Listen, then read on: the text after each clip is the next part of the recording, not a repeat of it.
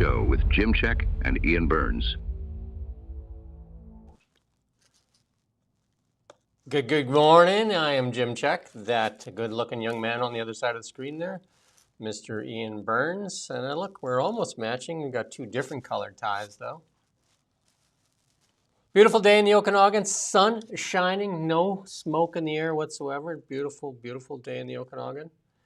And we got another great guest at 11 a.m. We got Gary Clement. He went undercover, author of multiple books. I'm going to talk a lot about foreign interference here in Canada. And that follows up on that big interview we had yesterday. There's a lot of really good clips out of that one. The food professor yesterday, as usual, on his game and providing truth for the Canadian public. We love them. We got some feedback to share as usual. We love to share feedback. And we love this feedback. The best news show in Canada. Well, hey, we'll take that. And this sadly once Marxist Carney is the user that expressed that sentiment. I skip meals. I am a senior in Vancouver. Not much money, getting a doctor, horrible cost, ran fools, and David E.B., Carney government get voted out. And then as one of Carney's bosses, I want him fired. Long videos never get watched. Good content here, mind you. Yeah, some people are like, we've heard that feedback that Ian and I are a little long in the tooth. But we're trying to give you the best information possible. It's a 2-hour news show. It's a 2-hour show, basically. We do clip it up for other people. We've got a small team. We'd love to put chapters in there as well. But I think if you watch this show, you'll get more information on one show than you'll get from the other networks probably in, what, a week, 2 months? I don't know. You get any truth on that other place? I don't know. You tell me. You get a lot of narrative, that's for sure. You get a lot of propping up. And the big problem in Canada right now is we're blaming everybody else. We need to look in the mirror. It's been 11 years of policy failure, lies, misdirection, misinformation, disinformation. And they use that podium there to tell you to watch out for misinformation while they spread it. What a great kind of like game, right? Look out for the misinformation as they spread misinformation. I mean, that's the trick, isn't it? Get yourself in a position where you're the one who decides what is and is not misinformation. While Melanie Jolie wants to actually go after people like ourselves, I guess, that spread what she calls misinformation or goes against the government narrative. She's going to decide. And I hate to do this. I mean, I absolutely hate to do this. But we got to start off with Chrystia Freeland here. Because, I mean, one of the better misinformation officers in Canada was this lady here. Listen to what she says, the whole terror. And now she speaks for Canada again. Aren't you working for another country right now? Aren't you working for a foreign nation? Listen to this, though, as she preaches to Canada and speaks for Canada, for that matter. Round of tariffs. Canada is in a challenging position right now, David, because on the one hand, public sentiment is very, very angry. Canadians feel that they are a good, reliable neighbor, ally, and trading partner for the United States. It wasn't so long ago that we went through the drama of renegotiating our trade deal, and we got a deal with Donald Trump. And notwithstanding that, we keep on getting hit by wave after wave of punishment. First, the 232 tariffs. Now, this round of tariffs. And even when Canada has sort of tried appeasement, tried to get along, dropped the DST, it doesn't make any difference. In fact, the U.S. comes back for even more. So public opinion is very, very angry. In fact, something that I never thought I would see in my lifetime is that we are now seeing that more Canadians see the United States as a threat than China. Canadians, for the first time in this polling, see China as a more reliable partner than the United States. That's good enough. That's enough. That's enough. It's good. That's good and useful. There is a lot to be learned from that, don't you think? You get to see this woman, don't forget, she was at the absolute top of Canadian politics of the Canadian elite for many, many years. Not to mention also the likes of the Financial Times and other sort of media outlets. You know, she was at the top of her profession in politics and in journalism. And now we get to just sit and listen to her, and you get to see just how limited she is. That's extremely instructive. And she was considered a big brain. She was considered by a lot of people in the Trudeau government to be like the smartest person in the government.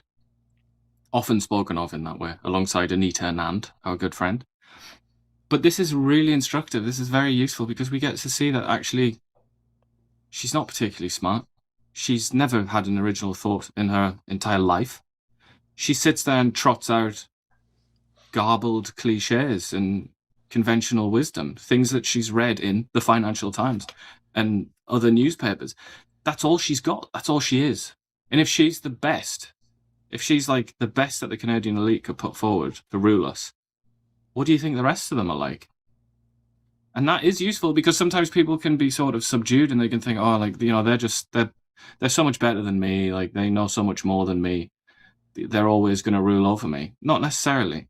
If your elite is this mediocre, it sort of provokes the question. It screams the question. Why are they in charge and not you? She takes no responsibility for 11 years of policy failure because where Canada isn't a reflection of the past 2 years. It's a reflection of 11 years of policy failure, 11 years of policy failure. And we got to remember when she was leaving, she blamed Trudeau for almost everything and said that she didn't even have a voice and that she didn't speak out against the carbon tax because she was basically bullied. And don't forget, she also ran to be the Prime Minister of Canada. And she left under a very, very dark cloud that she has not answered questions to. Now she comes back. She was actually working for a foreign government while still holding a cabinet position.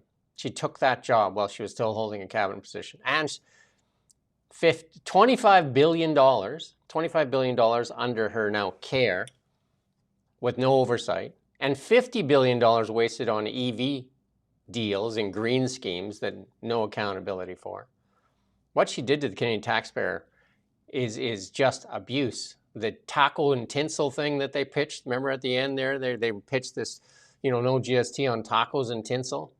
And then she came out later and said that it was just a gimmick. Meanwhile, she was the finance minister and pitched it and then said that she didn't have the ability to speak. She's in the second most powerful position in Canada. And she said she didn't have the position to speak. She's a fraud. She also brought down Justin Trudeau. Don't forget that. It was her resignation that triggered his downfall. So obviously she did have a lot of power, didn't she? That's the evidence that we need. If we want evidence, there it is. She brought down Trudeau's government. She also many times spoke completely out of touch when she told Canadians that were suffering. This is before Trump, when they were suffering. Oh, well, just review your visa bill and then just, cut Disney. Like $11 was going to make a difference. She also told Canadians, when the carbon tax was a gripe, she said, oh, well, I don't even have a car. And I don't even have a car. I just ride my bike. Forgot to tell Canadians that she had a chauffeur-driven limousine and everything paid for and lived in a $1 million plus condo in Ottawa. And is driven around by everybody and has everything paid for. Completely out of touch. And Toronto. She was the MP for a central Toronto riding, wasn't she? But I mean, you talk about her driving or being driven. She also occasionally did drive herself, didn't she? Where she would break the speed limit in Alberta just for a laugh. Laws do not apply. Well, that one did. She might not have thought it would. Anyway, I don't understand. And she's working for a foreign government and she's speaking for Canada, like speaking out like Canadians respect what she has to say. Like absolutely crazy. And this is not the first time. Look, it's not just from our perspective. That's primarily the perspective, obviously, because that's what we're about. We're in Canada. We talk about Canada. Also, think about it from the Ukrainian perspective. What must they think? It's like, who the hell is this woman? This random foreigner who's come in and is now, just been like ushered right into the top of Ukraine's political tree. and she's babbling on about Trump and Canada. So like, what the hell? And where is she as well? Is she in Oxford? Is she in Canada? Is she in the US? Is she in Kiev? Like, where the hell is this woman? And who the hell is this woman? Like, there are lots of constituencies that have a right to wonder what is going on with this creature. Nice posh looking backdrop there, though, as Canadians, 10 million Canadians, suffer food insecurity after 11 years of Liberal rule, and many of those years under her thumb. Carbon taxes, bad policies, suppression of our resources. Now she speaks for Canada. As Greta would say, how dare you? You got to put more oomph into the word dare.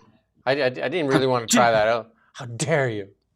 Yeah, that's how you do it. You got to spit out dare. You got to spit. I spat yesterday, and that's too much. I do want to thank everybody, though, before we get into the meat and potatoes here. I do want to thank people. Some people actually went and bought our first swag there, and on the website, thereallybigshow.ca. I think we sold some cups yesterday, hats, shirts, so that's great. We appreciate that. And some people made some contributions to independent media as well. We are very, very appreciative of that, and very, very appreciative of everybody here. This show is about you. I mean, our responsibility is to report to you. We don't have any oligopolies. The banks don't control us. The supply management. Did a cow show up at your door yet? Did they drop off a cow for you? Your own supply of milk? Or throw some bags of milk at my window, maybe. It was a really good interview. You got to go watch The Food Professor. That was it's truth is what you got to do. We'll talk about that in a bit here. But here's the rub. This is why I put Chrystia Freeland first, is because of this here. And this is a story that we've covered extensively. Probably one of the leading outlets in Canada. I don't want to say to some people that don't believe that we're an actual media outlet. Many times our stuff gets picked up and gets national and international attention. I can think of probably in the last, 5, 6, 7 years that we've been picked up by BBC, CNN, Fox and all that. Like, our stuff has made it into national coverage, and a lot of the stuff we've given stuff to CTV many times. The Globe and Mail, they've used our stuff like in their coverage and that, and including Global in that, and they've reached out to us and used our stuff when we've always been very willing to share our stuff when we have it. Not so much the other way when we ask for it, though, right? It's kind of weird, right? But hey, actually, one of the guys that used to... Has it ever been the other way? To my knowledge, no, we've got a few things. Entirely one way. Because Kent used to run the CTV desk here, and he worked for us for 10 years, Kent, and then so he would the odd time, but it was like pulling teeth to get anything the other way, right? But we gave them stuff lots of times. This is the story, though, that we've done so much cover on forestry. We just interviewed the BC Forest Minister here in British Columbia. We've interviewed the Premier in the past on forestry, the former Forest Minister, the Jobs Minister, and then the Finance Minister here in British Columbia. Forestry. And here's another one. Interfor. Corporate move to the U.S. Kick in the gut for Canada's beleaguered forest industry. And that's from the union. And this is the Burnaby headquartered Interfor Group, one of BC's long-standing lumber giants. It says that it's going to move its executive and back office in the United States. And there's going to be a big uproar over it, right? Why no uproar over Brookfield, though? That's weird, no?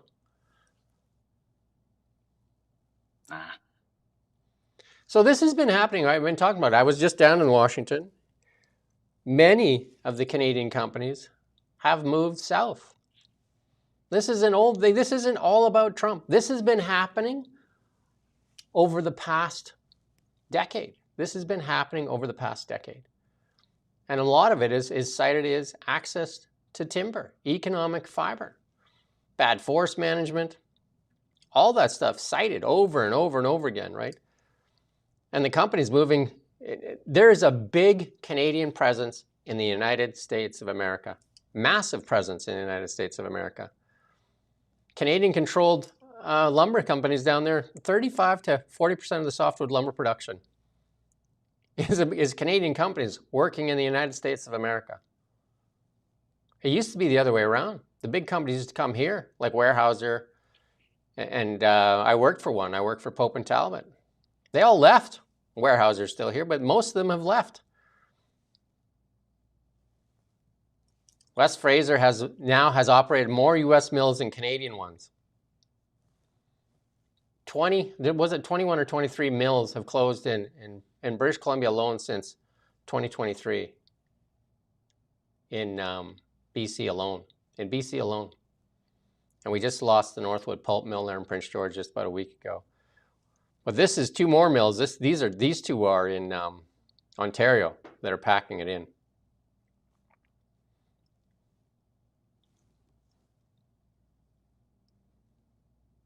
It's crazy, the amount of mills that have left there. And they go south because there's a lot more private timber in the United States, so they get access to. And they got a faster growing southern pine. And they got lower costs, state level taxes, incentives, secure long-term fiber access. That's one thing they complained about here. And when I interviewed Premier Eby, I said the mills are complaining about permits. Like even for burnt wood, which you got to cut down in a couple of years or it's garbage, couldn't even get permits. And he said, oh, there's so much red tape, there's so much stuff going on, but we're working on it as everybody leaves. And like when Canfor left, or they closed that operation in Bear Lake and they didn't go ahead with that operation in Houston, they said BC is uninvestable. They cited fiber access uncertainty, cost structures, all these things. These are policies, NDP and Liberal government policies. Uncertainty, the big one now, and uncertainty from the tariffs is obviously the straw that's breaking the camel's back.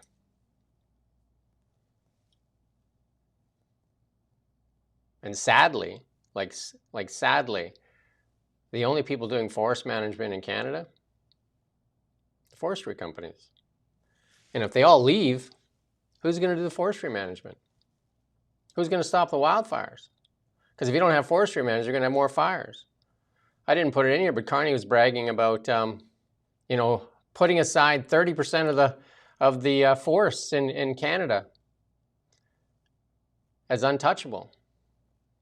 Who's going to manage it? So get used to more wildfires so they can stand at the podium and talk about climate change. Because the mills are the one that manage it because they cut in fire breaks, cut blocks, and all that stuff, provide fire breaks, natural fire breaks through cut blocks. Beavers, maybe they could take over. The beavers are going to do it? Just maybe. Maybe that's what they'll tell you. But the sponsor of our show is BC is Burning. And we're going to put the link in there so you can go to it and watch it, because there's a ton of good information on when I interviewed Murray Wilson. You should arm yourself with this information because it talks a lot about forestry management. Because they'll stand at the podium, the government, and talk about climate change. They won't mention forestry management. Go watch it. Please subscribe to it. Go watch this video. Arm yourself with the truth. Because that's what I mean. We need to get out from all the lies. And the truth is what's going to set you free. You need to get past that. So when they stand at the podium and say, oh, yeah, it's all about climate change, we need another taxation scheme for that. No, we need forestry management. You're chasing all the forestry companies away. And they stand at the podium and they don't get called out. They won't come on the show to answer questions. They're simple questions, right? I must admit the forest minister did come on. There's so many questions that need to be responded to, though. It's uncertainty in Canada that is driving investment south. Uncertainty in Canada driving investment south. And the only people sticking around are the ones getting corporate welfare. Like here's an example of it. Taxpayers. Who's on the hook? Taxpayers to help out forestry firm with a $100 million loan. Liberal government loaned $100 million to help forest products firm in BC and Alberta, Miller Western Forest Products, expected to use the cash for the likes of rebuilding its log inventory. We just have to remove the bad policies. We got to remove the bad policies. We can't make everybody live off the government. I mean, that's the plan, though, isn't it? That's plan A, B, C, D, E. We don't have any other plans. Yeah, cripple industries and then have them begging for the government for subsidies, and then you have them in control because they'll never say anything bad about the government because they need money. They're crippled. Do you think Bell, TELUS, and Rogers are ever going to complain about this government? They got this nice protected oligopoly. Think they're going to complain? Supply management, you think they're going to complain? They kind of have it, pretty sweet right now, right? So it's like corporations and government come together and they're fused as one. Then you've got Wab Canoe talking about if we're a bundle of sticks, then we're harder to break. It's starting to trigger my memories of studying fascism.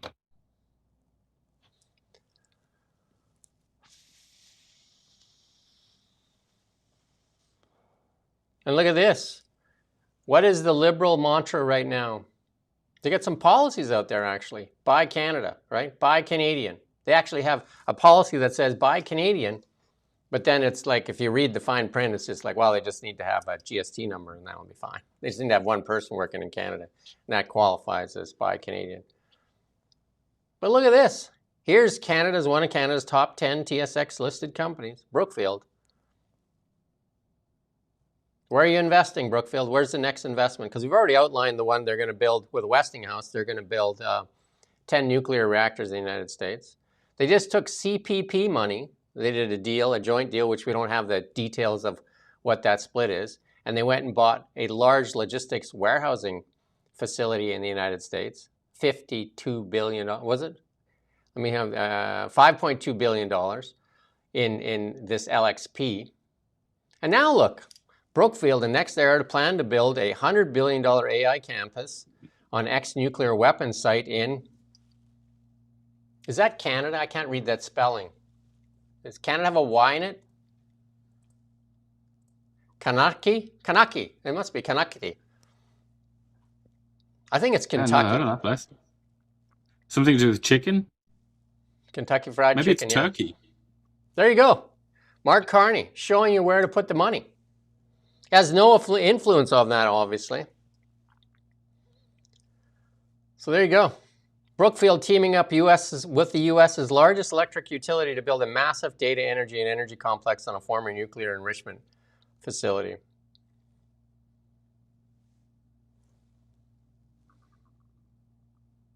Why, though? Why in the United States? This is what it says right in the story. If you go read it.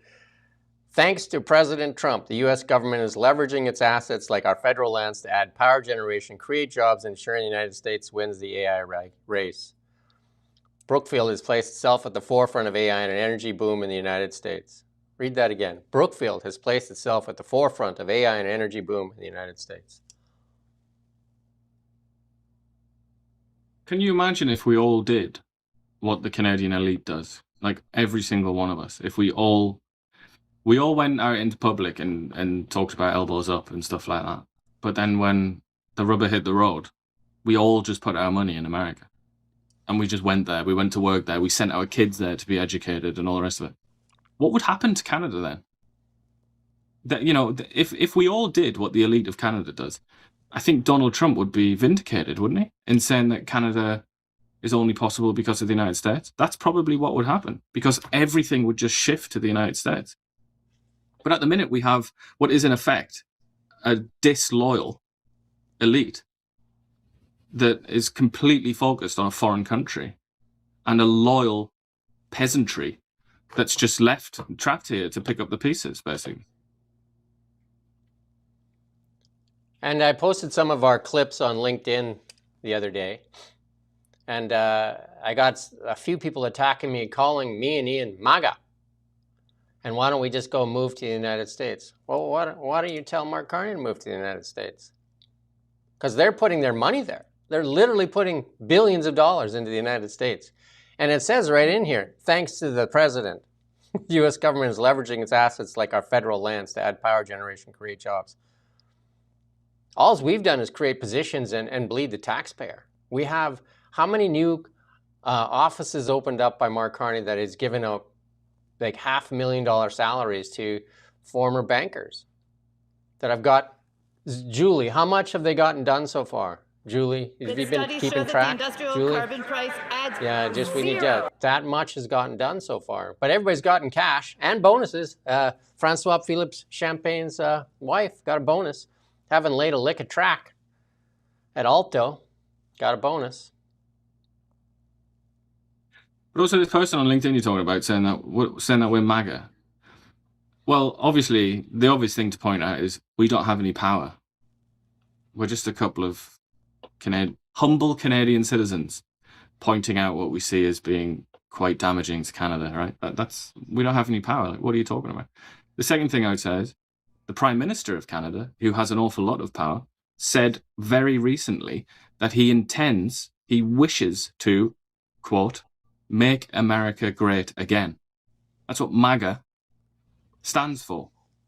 Are they bothered about? I mean, do these people think? Am I overdoing it here? Am I giving them too much attention because they obviously don't think, or do they think and they still say these things? That's the question that I want an answer to now. I was actually going to go and read that guy's comment because it was pretty mean actually. Because he said, you know, like you guys are just a couple of, I can't remember, YouTube hack wannabes, MAGA, pretend you're a journalist, blah blah blah blah blah. They don't know nothing about. We always talk about MAGA, don't we? We're always talking about Make America Great Again. Well, I think they just said like Mark Carney. Couple of red hat wearing blah blah blah. I've got a red hat. I showed that off, didn't I? But it doesn't say MAGA on the front. So Brookfield manages $1 trillion in assets and one of the world's largest property investors. Where's a lot of that investment? That's right. United States of America. Mark Carney then, when he was running, denied that he moved the head office to New York City until somebody showed up with the piece of paper that said, is that your signature right there on the bottom? Is that your signature or was that auto pen? Sounded like something like the bridge deal. No, we're not giving him any money. No, net, no. Oh, right, yeah, you're right. I was confused. Cowboy hat, you know, choked my brain. Yeah, what was in that hat? Did it have was it sending sort of radio waves or something into his head? X-rays. It's literally about truth. That's our headline today. It's literally about truth. We must get the truth out there because the truth shall set us free. Absolutely, it's truth. Because it's all their stuff is buried in a bunch of lies and misinformation. It's bad policy. 11 years of bad policy. 11 years of bad policy. And the people doing well are living off the government. Typically, they're living off the government in some way, shape, or form. And they don't want to lose that. They don't want to lose that. And you talk about the Rogers and the Telluses and the Bells. They live off of that protected oligopoly, and they take advantage of you at the same time. They don't even have the respect to make sure you're taken care of. Same with the banks. Their stocks that are all-time highs. It's never enough, though. It's never enough as they go after you for widening spreads. Go read it. It's in their financial statements. Like the audacity, right? They have a protected oligopoly, and they continue to gouge you more. And they treat their employees. I know lots of people that work in the banking industries, other than the top brass, they treat most of their employees like get ready to get fired. That's the environment there. There is one engine in Canada that is doing extremely well. And we talk about it lots on the show. And yet it still gets treated like it's like David Eby. The talk is, Eby and Smith in a room, tough going. Literally the engine of Canada right now, and it could be the key to prosperity if somebody would get out of the way and let them build the pipeline. We're going to play a little bit of her little clip here. Take it away, Daniel. Sorry, you said could be the key to prosperity. Is. I mean, such hospitals as we have and roads and whatnot. What paid for those things? Pretty much what's right behind her there. Take it away. Hey, Alberta. You've probably heard the news that Alberta is partnering with Trans Mountain Corp and Pembina Pipeline to build a new 1 million barrel a day oil pipeline to the southwest coast of British Columbia. This is fantastic news for our province, and here are 5 reasons why. Number 1, Jobs, jobs, jobs. Designing and constructing the pipeline will create approximately 150,000 high-paying jobs across Canada over the course of the project. And that's incredible. But what about the number of jobs needed to increase oil sands production by the 1 million barrels a day to fill the new pipeline? That works out to an additional 280,000 jobs for Albertans across our province. Altogether, that's more than 430,000 jobs created by just this one pipeline and the new production growth. From tradespeople to engineers to geophysicists to hotel and restaurant workers and so many more, this explosion of new... Lots of people moving to Alberta. Alberta responsible for most of the new job growth in Canada. And yet, still the scourge of Canada. Still targeted. But it's not just taxes, is it? It's not just money. It's not just jobs and all the rest of it. As Doug Ford revealed, he pulled back the curtain and he revealed the trick, didn't he? When he said, oil. You know, if we really want to get leverage over the United States, we have to start talking about oil, because it's not just money. It's not just economics. It's also power. It's geopolitical strength.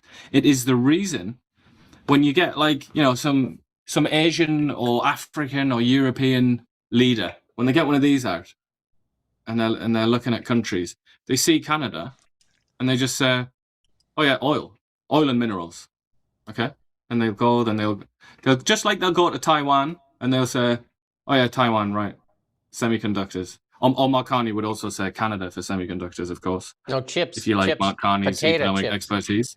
Potato chips. But it's geopolitical power. All this chat about being a middle power and whatnot, which is a lot of bollocks.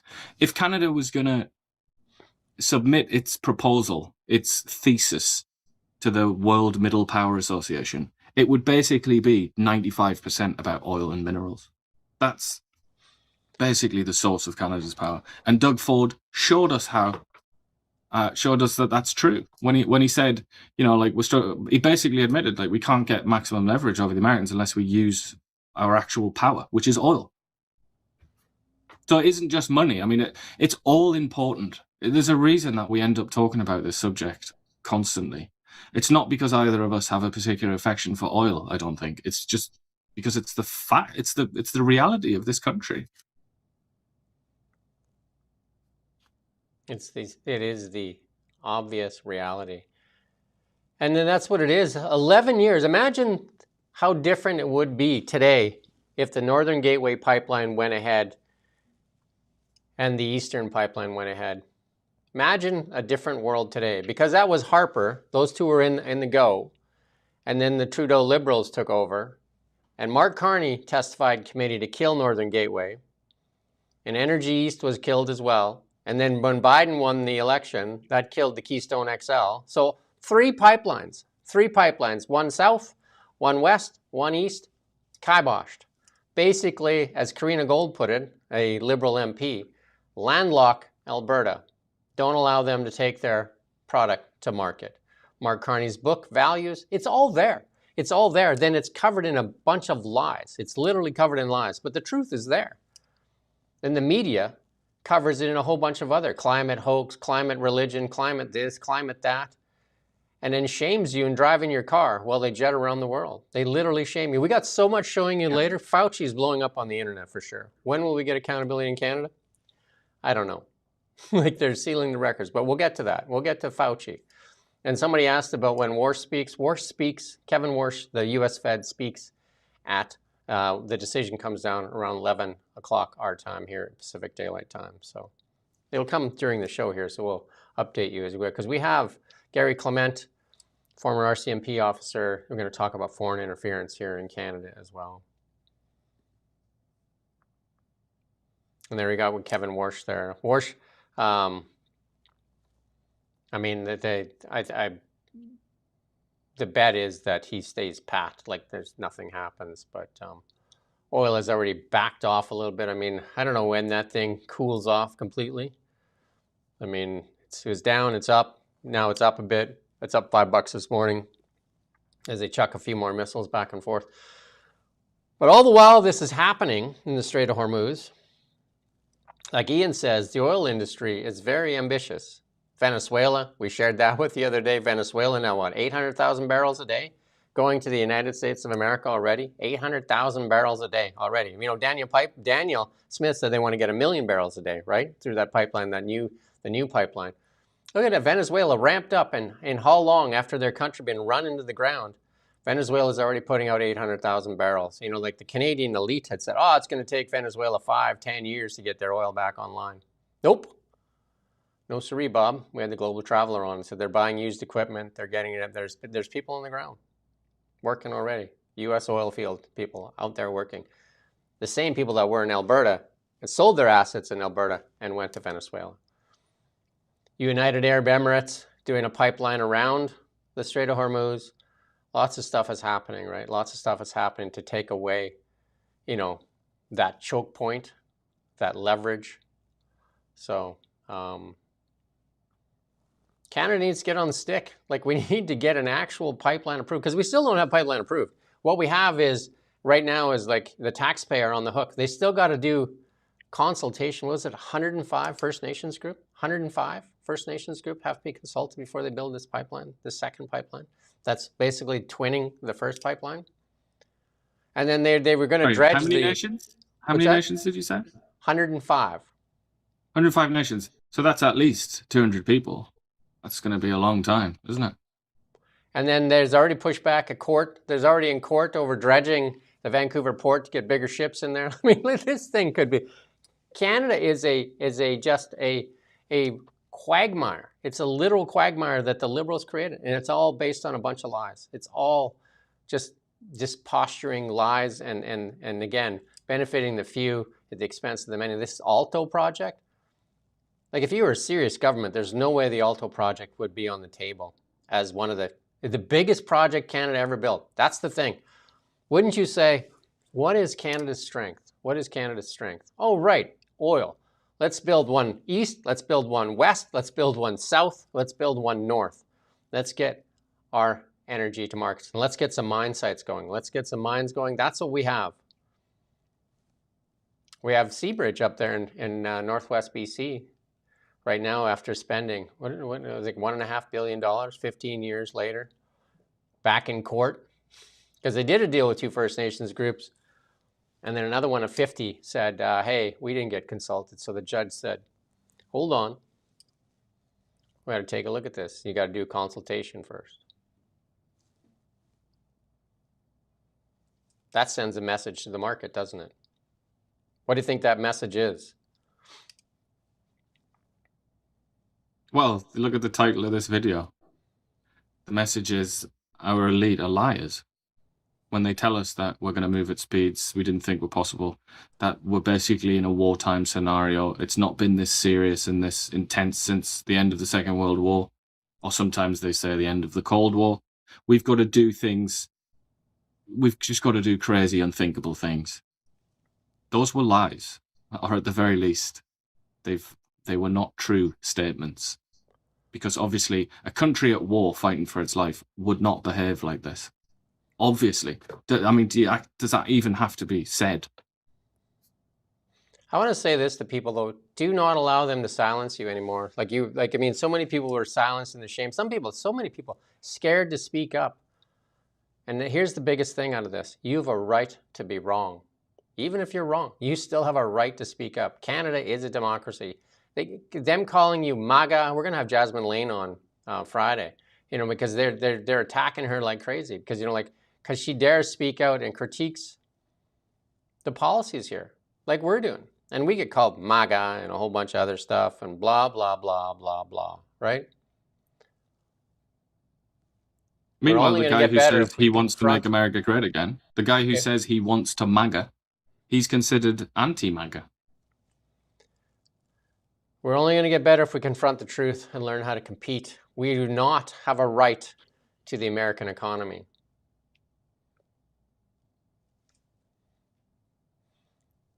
Here's Catherine Swift. I think she's due back on the show, too. She says Canada's, well, she's just talking about Carney's claim. Remember, in the election, he talked a lot that I am good in a crisis. You don't need me when there's no crisis. I'm not good in normal times. I'm only good in a crisis. You manufacture crises. You manufactured a majority.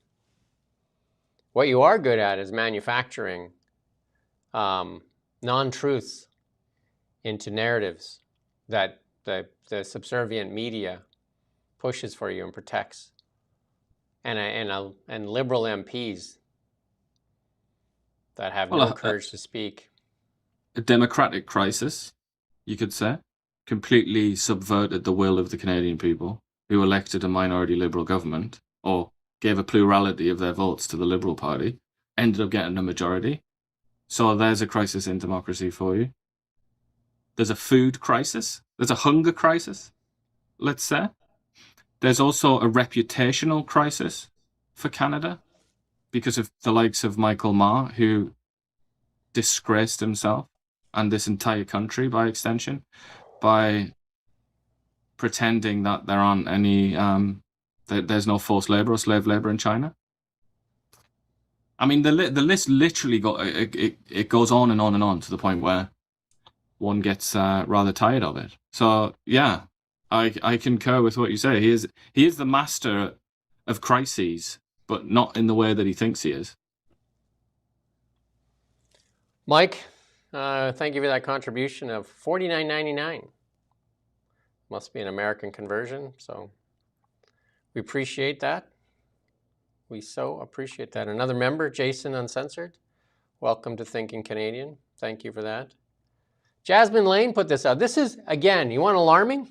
You want alarming?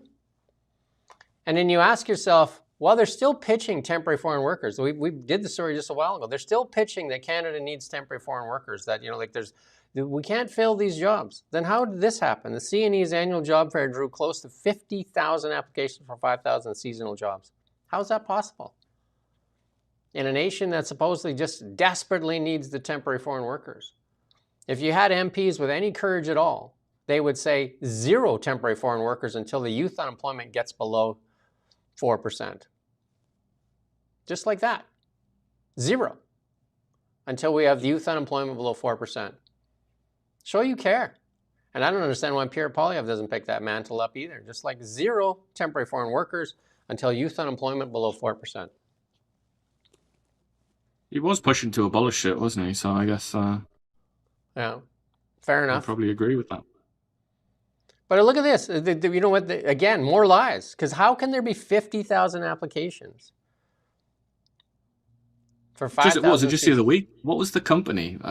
It was one of the infamous ones where one of their CEOs was interviewed and said, "Look, no Canadians want to do these jobs, man." It's like, well, here's evidence to the contrary. That's Exhibit A.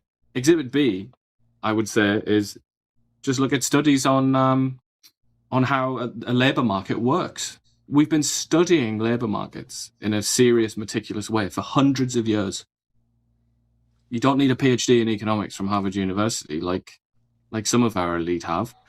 Go and read some summaries of what they learned. If people aren't applying for jobs within a labour market, you're not offering enough money. You know what? Is it that? I mean, surely that's not complicated, is it? Kids understand that. You know, and they stand at the podium and you know, like the whatever talking head there, the MP stands there and says, you know, Canada needs the temporary foreign workers because there's market shortages or something. Where's the reporter that said that sounds like bullshit? Because how is this possible then? How do these two things square each other? Pay more, Tim Hortons. Pay more money. Tim's, A&W, in telecom, pay more money. And Rogers, figure out something, treat your customers better. You don't need, because they're whining for temporary foreign workers too, because they want them to buy the cheap cell phones that the Canadian government basically paid for. Like people that were here on asylum claims were getting government money, like better than the average Canadian. I would have to do a fact check. False. It wasn't government money. It was your money. Your money. That's right. Your money. You can't afford meat, but they can. And here you go. This is what failure looks like. And this is what we want to model. We've talked about Europe many times. BMW, one of the crown jewels of Germany. BMW, one of the crown jewels. Mercedes and BMW. If you had to pick a couple of crown jewels out of the German Empire. Bavaria, right? Bavaria Motor Works and Mercedes-Benz would be crown jewels. Both of them announcing layoffs. BMW to cut several thousand jobs by the end of 2027. Around 8,000 actually. 8,000 from Bavaria Motor Works. Because of bad policies. Bad policies. And also energy, like literally killed deindustrialized their whole industry. And the UK, did you do that too? Yep, they sure did.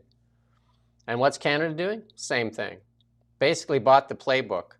It is the China selling the playbook to the Western nations. Oh, this is what you need to do because of climate change. You really got to get on that. Meanwhile, they fire up a coal plant every 15 minutes. But the Brit, it's interesting you mentioned the British because I talked about this yesterday. The British are famous for inventing basically everything ever and then just totally failing to commercialize it. And a few years later, somebody in South Korea or something is making like $80 billion a year from it.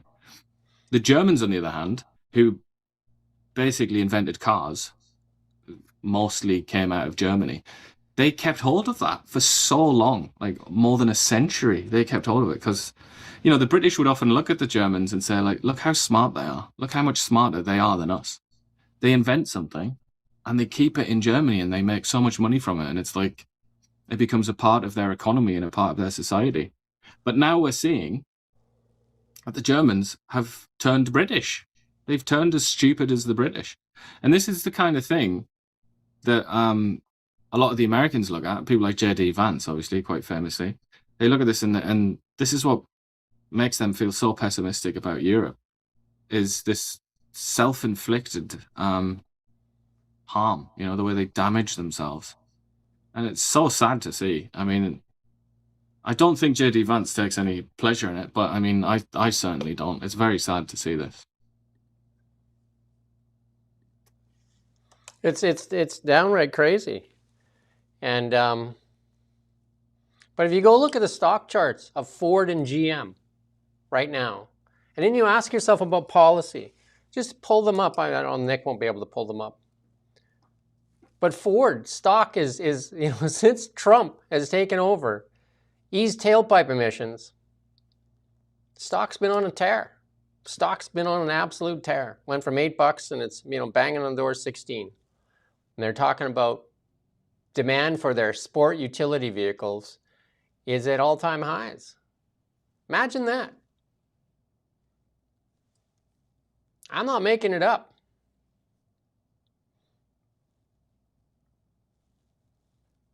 Same thing for GM. We showed you yesterday, Trump was at the GM plants. They're building new plants. They reduced tailpipe emissions. What did Canada do with their EV mandate? They kind of just, again, moved the, you know that shell game you play at the fair there or in the boardwalk where they move the shell around and you try to guess where the shell is? That's all they did. Just like, oh yeah, you don't like an EV mandate? What about tailpipe emissions? There you go. Right? Just make it, like impossible to make it affordable to buy a gas car. There you go.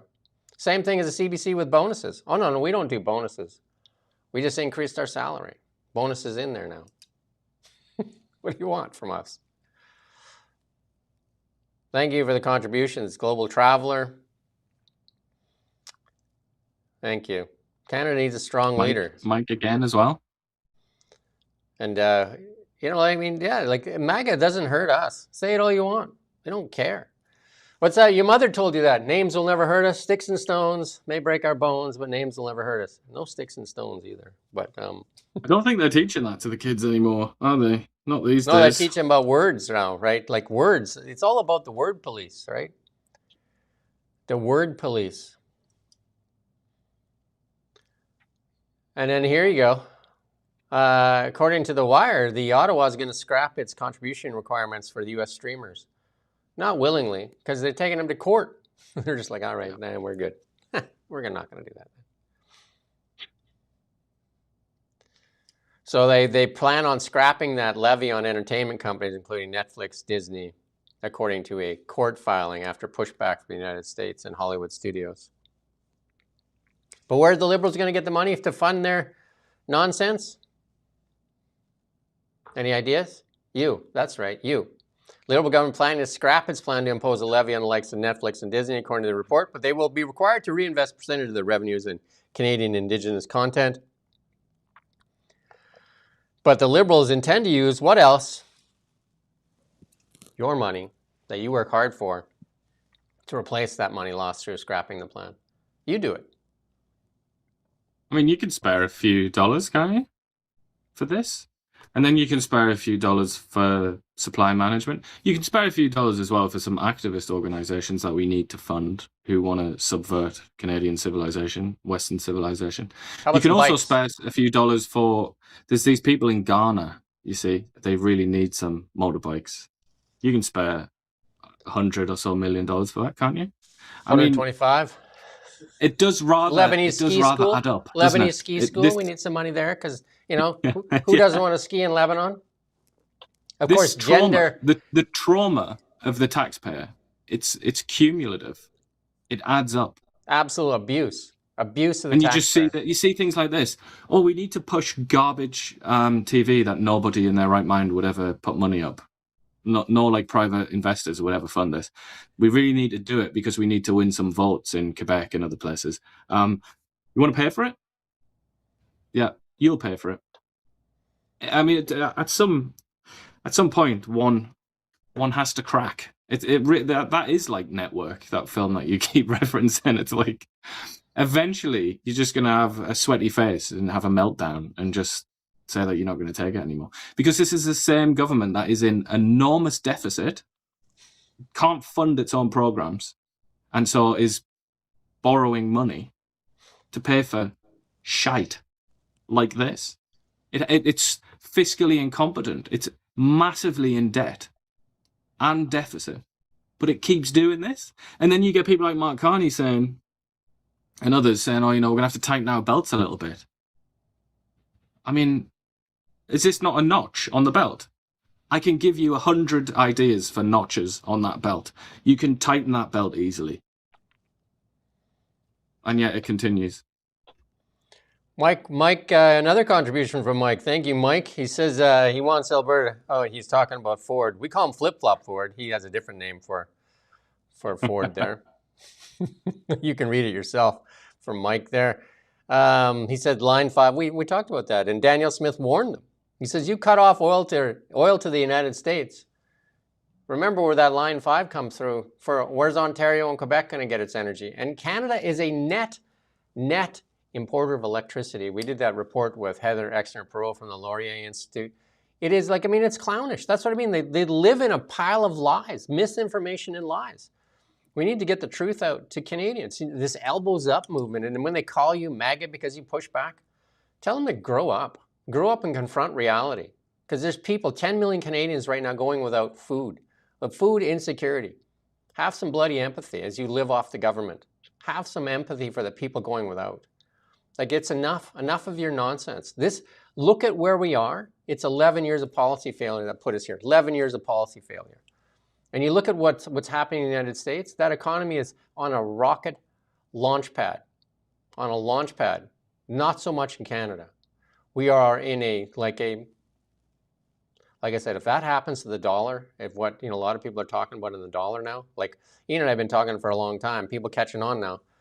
If that happens to the dollar, the immense pain that Canada will feel. And I think one of the other independents pointed out that the Brookfield has a massive short position as well. I didn't check it, but they claim that Brookfield has a massive short position in the Canadian dollar. Wouldn't that be That's patriotism. That's MAGA for you right there. You want MAGA? Oh, yeah.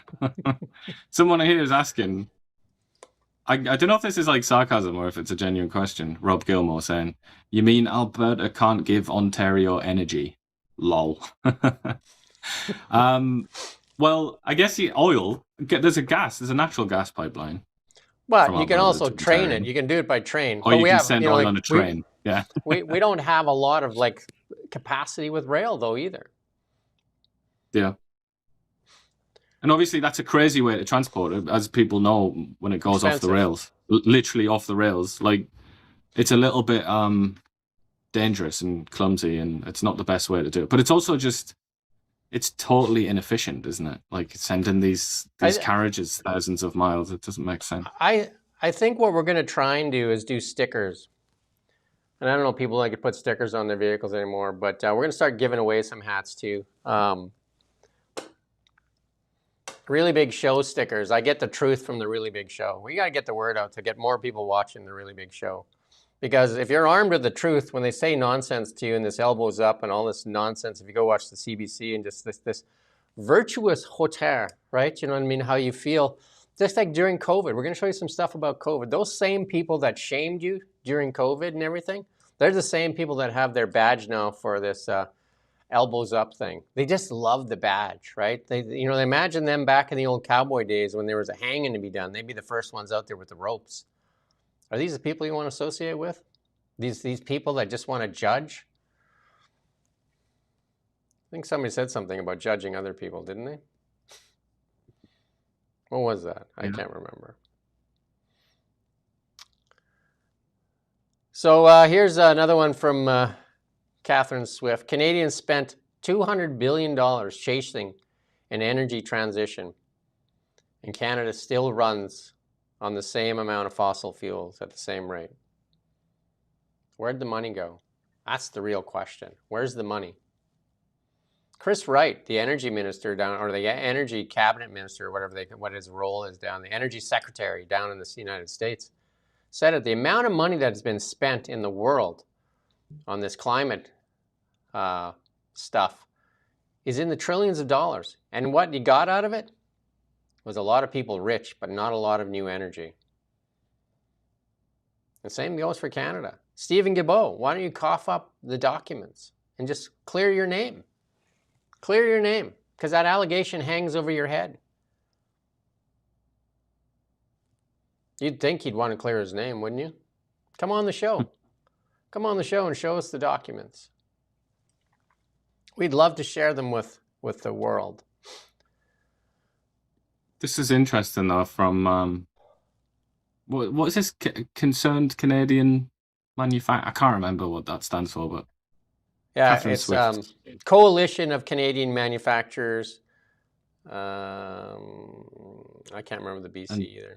Businesses, maybe? I don't know. Business Council, that's right. Coalition of Business Canadian Members of Business Council, or whatever. Manufacturers Business Council. That's it. We got that. Catherine's going to be But mad it's a at good us. point that they're making here. Canadians have spent $200 billion on the energy transition, which I don't know if that's exactly right, but it could easily be it's about that, isn't it? And yet Canada still runs on the same proportion of fossil fuels, or just about. Indeed, and it isn't even just Canada. It's the whole bloody planet, basically. It's still at roughly the same percentage of fossil fuels. And yet so much money, like on a global scale, trillions of dollars spent. But for what? If it was to get if it was to bring down fossil fuel use, which presumably it was, I mean, that's what they said. Why did that not happen? So just to make sure we get this right, the Coalition of Concerned Manufacturers and Businesses Canada. There you go. And we've had Catherine Swift on, what, 4 or 5 times? She's great. Like, she represents manufacturers. And we had her on last when we talked about that report.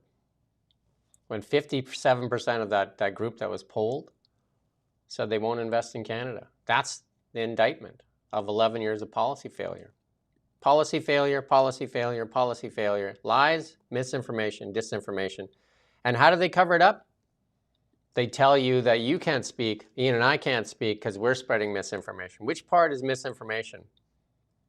Which part? Food Professor, you go on there, you can find the Food Professor. He tweeted a piece there from us. If you want to reform supply management, You need to challenge the dairy boards, not the dairy farmers. The boards control everything, information, money, and more importantly, politicians. I think that's the key point. And he talked about it on this show, on that show, and he talked about it on the first time we interviewed him, and said that they're the most powerful lobby group in Canada. 9,000 dairy farmers put ahead of you. So you pay more for milk.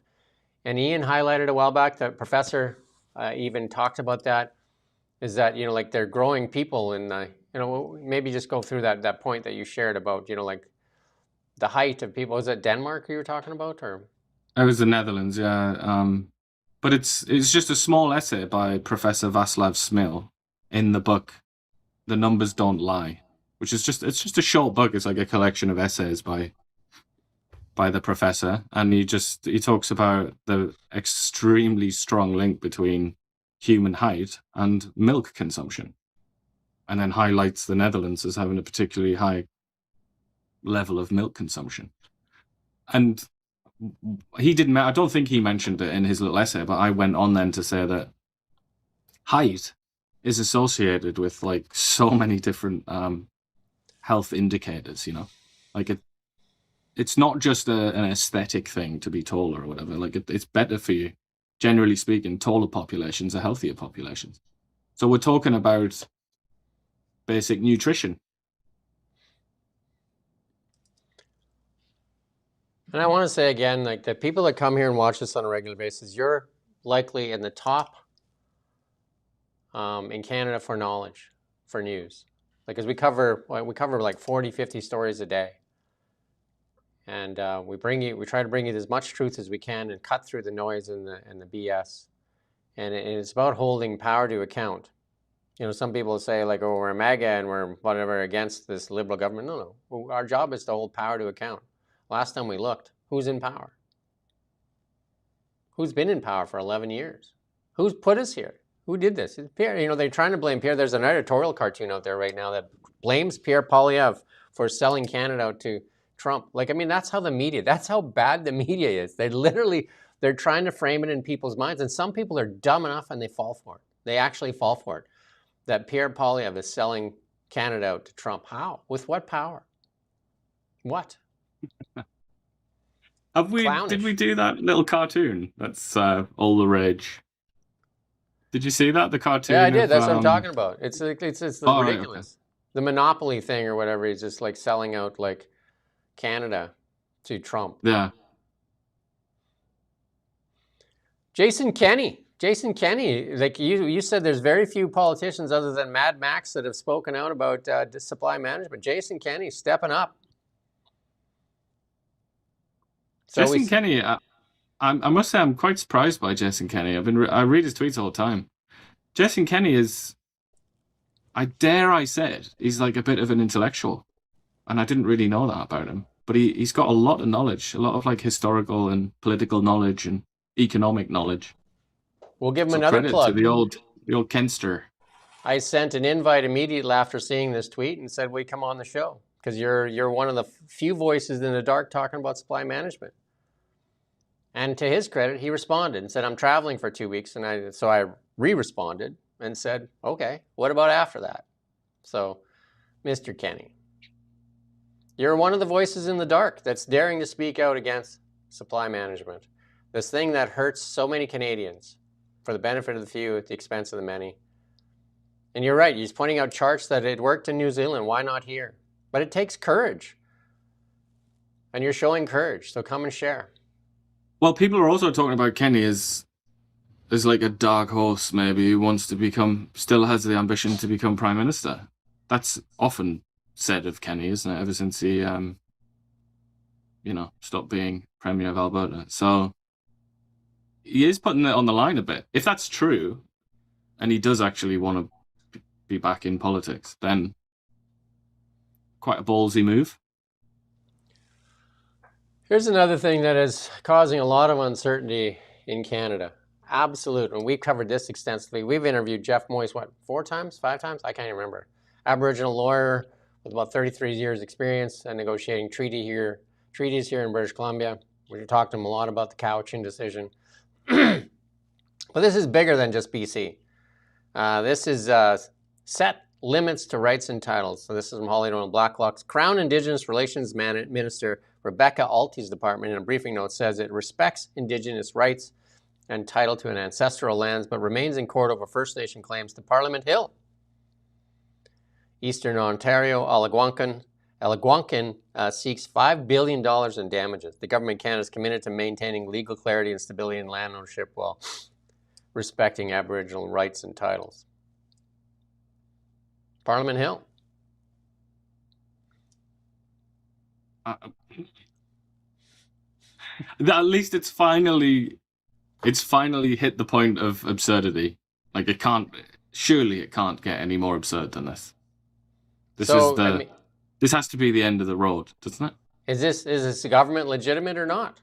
At some point, you have to ask yourself, is the government of Canada legitimate? According to this, like when we talked to Jeff Moyes too, we asked him that if all the land belongs to, because that's all Canada really is the landlord of the nation, right? The landlord of the nation, and it doles out rights to land. If it doesn't have any rights to the land, is the government of Canada legitimate? I asked that question. I mean, go watch the interview.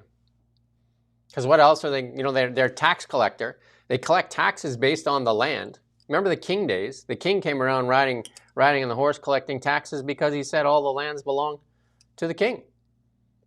It's based on the land. Totally. Sovereignty. But these lawyers, man.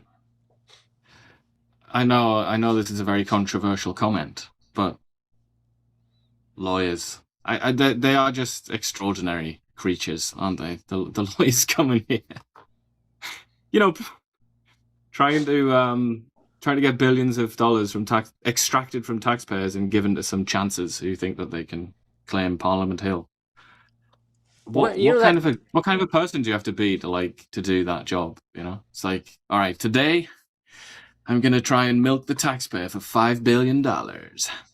I know a lot of people that I grew up with in that small town of Midway and Greenwood and Grand Forks there. They know the song, the old country song, "You Always Leave Me Holding the Bag."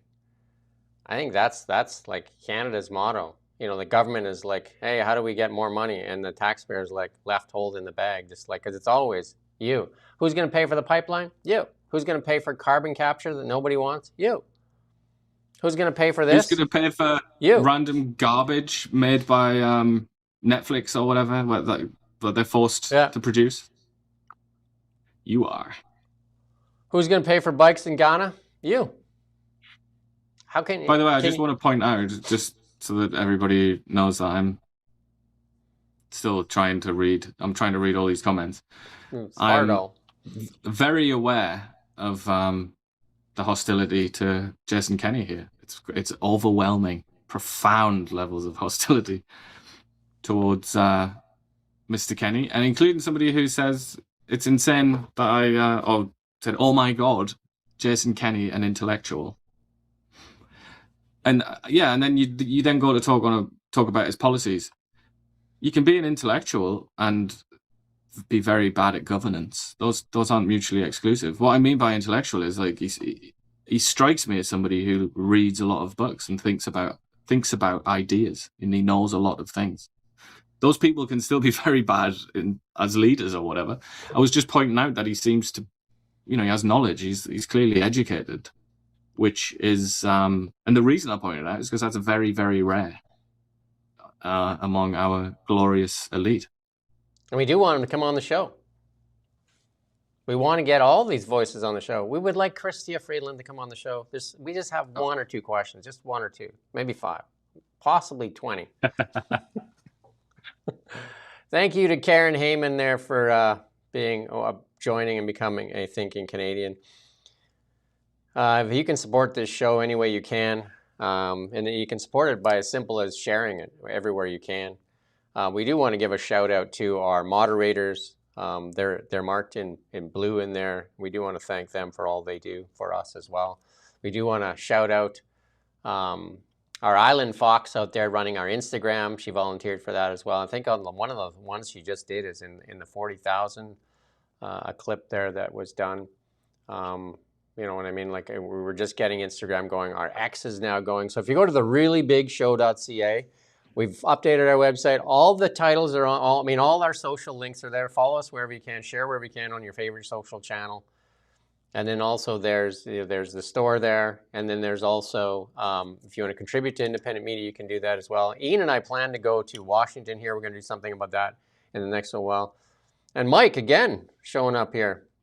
Maybe Mike can help us out in Washington. We're going to try and get into the media room there in Washington. Our interview with the Ambassador Hoekstra is tomorrow. We're not going live with that interview, though. We're not going live with that interview, but we're going to share that. It'll come out fairly quickly. We have lots of questions. If you have any questions for Hoekstra, too, especially if you're a member, you can chuck them at us. You know, our email address as well. And Mike's trying to make a point there. So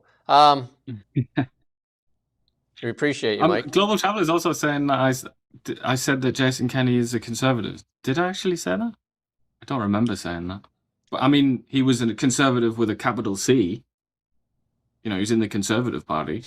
Yeah. But I don't know if I ever passed judgment on his political He was a part of the UCP. philosophy. UCP, Premier of Alberta in the UCP. But when we Well, talk about mean COVID, that you're a conservative with a small c. Okay, soccer security for FIFA there, $232 million, $232 million plus a bunch of asylum claims. You know, people came and said, "Well, come here to watch soccer," and they're just like, "I'm not leaving. I claim asylum. I like this place." I like this place. You get free stuff? Awesome. Security Maybe costs, some people had already received free stuff. They might have received skiing lessons in Lebanon or a motorcycle in Ghana, and they thought, you know what? I'm going to stay here. I'm going to go to the source. 231 million, 145 million for the Department of Public Safety. Gary. You trust Gary with money? You got a picture of Gary there? Does it got Gary? Can we put Gary up while we talk about the rest of this? Just in the middle of the screen, there's Gary available. Gary, are you busy? He's always busy. What's that?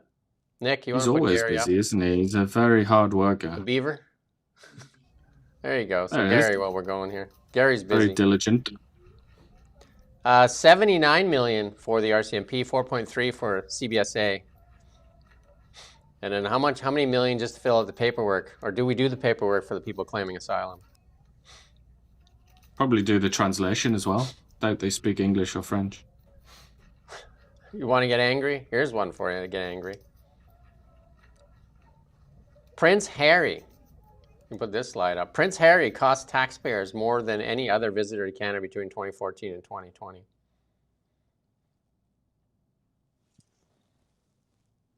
You paid for it.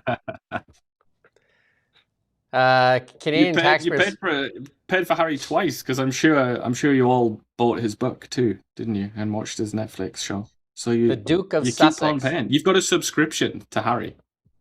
Duke of Sussex cost Canadians $539,000, despite the fact that he abandoned his royal responsibilities and chose to seek out instead tens of millions of dollars in commercial deals from Netflix and Spotify. And his girlfriend there, was that Yoko Ono? Was he married to Yoko Ono? Oh no, that was the other guy, the British guy that got his life destroyed. That was that guy. No, that was the guy that had talent. We're talking about Prince Harry. So Prince Harry and Yoko, I mean, what was her name again? Kind of forgetful. Meghan. Is that who you're thinking of? Meghan, yeah. Meghan Ono. Wasn't it Meghan Ono? Meghan Ono. Yeah. Listen to this. This is from Blacklock's pressure after libel claims. So the news website Press Progress in Businesses 2013 faces dire financial situation over a defamation lawsuit. Press Progress is a key defendant in a $7.65 million libel claim. They get into more of these against seeing numerous co-defendants settle for six figures. And this is after they attacked a politician in Alberta. The March 19th, 2019 article was headlined, UCP candidate complained white supremacist terrorists are treated unfairly. leaked messages show. Court records showed leaked messages were private comments provided by a disgruntled ex-friend of Ford's. So there's some settlements already. The co-defendants have to date settled on $330,000. There's still some court cases to go through. So who's going to pay for that at the end of the day? Because they're going to go to who for it? Likely the government. Hey? I'm quite amazed by this, though. The amount of times I see people and organizations being libeled. It was only a couple of weeks ago that David Eby defamed and slandered Juno News. Wow. And referred to them as white supremacists or something like that. A claim for which there is zero evidence. But he still did it. I don't know what Juno did. I didn't actually follow that. But Juno could... I'm hardly a libel lawyer or defamation lawyer, but I'm pretty sure they'd have a good shot at winning a defamation case there. But people throw things around. I mean... It's okay if it's like if you're just coming out with like an opinion, you know, like that's protected within common law if it's obviously an opinion. But if you're like masquerading as a news site or something and you say the white supremacist XYZ, I mean, or God forbid you're a premier or a prime minister or something, and you just say something completely fake about somebody that destroys their reputation. I mean, that's basically why we have defamation laws.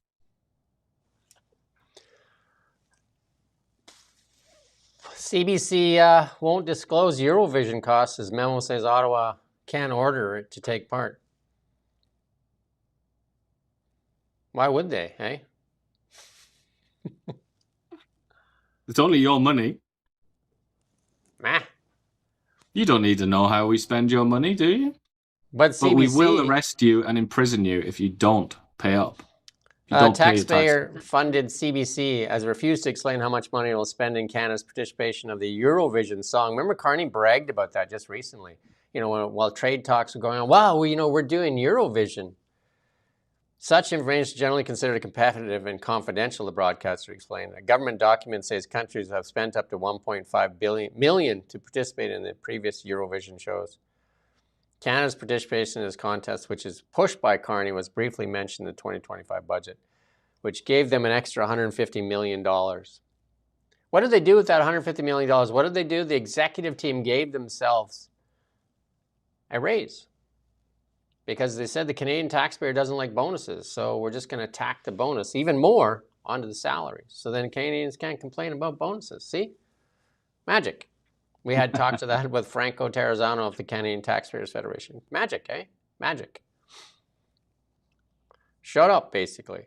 And the CBC was quick to go after the only real tech guy left in Canada, Toby Lutke. Because Toby there made a comment. I think his only comment was, that's not like a good system. Because I think what they were talking about is like, like roughly, everybody wants socialism until they realize that they're the ones paying for it.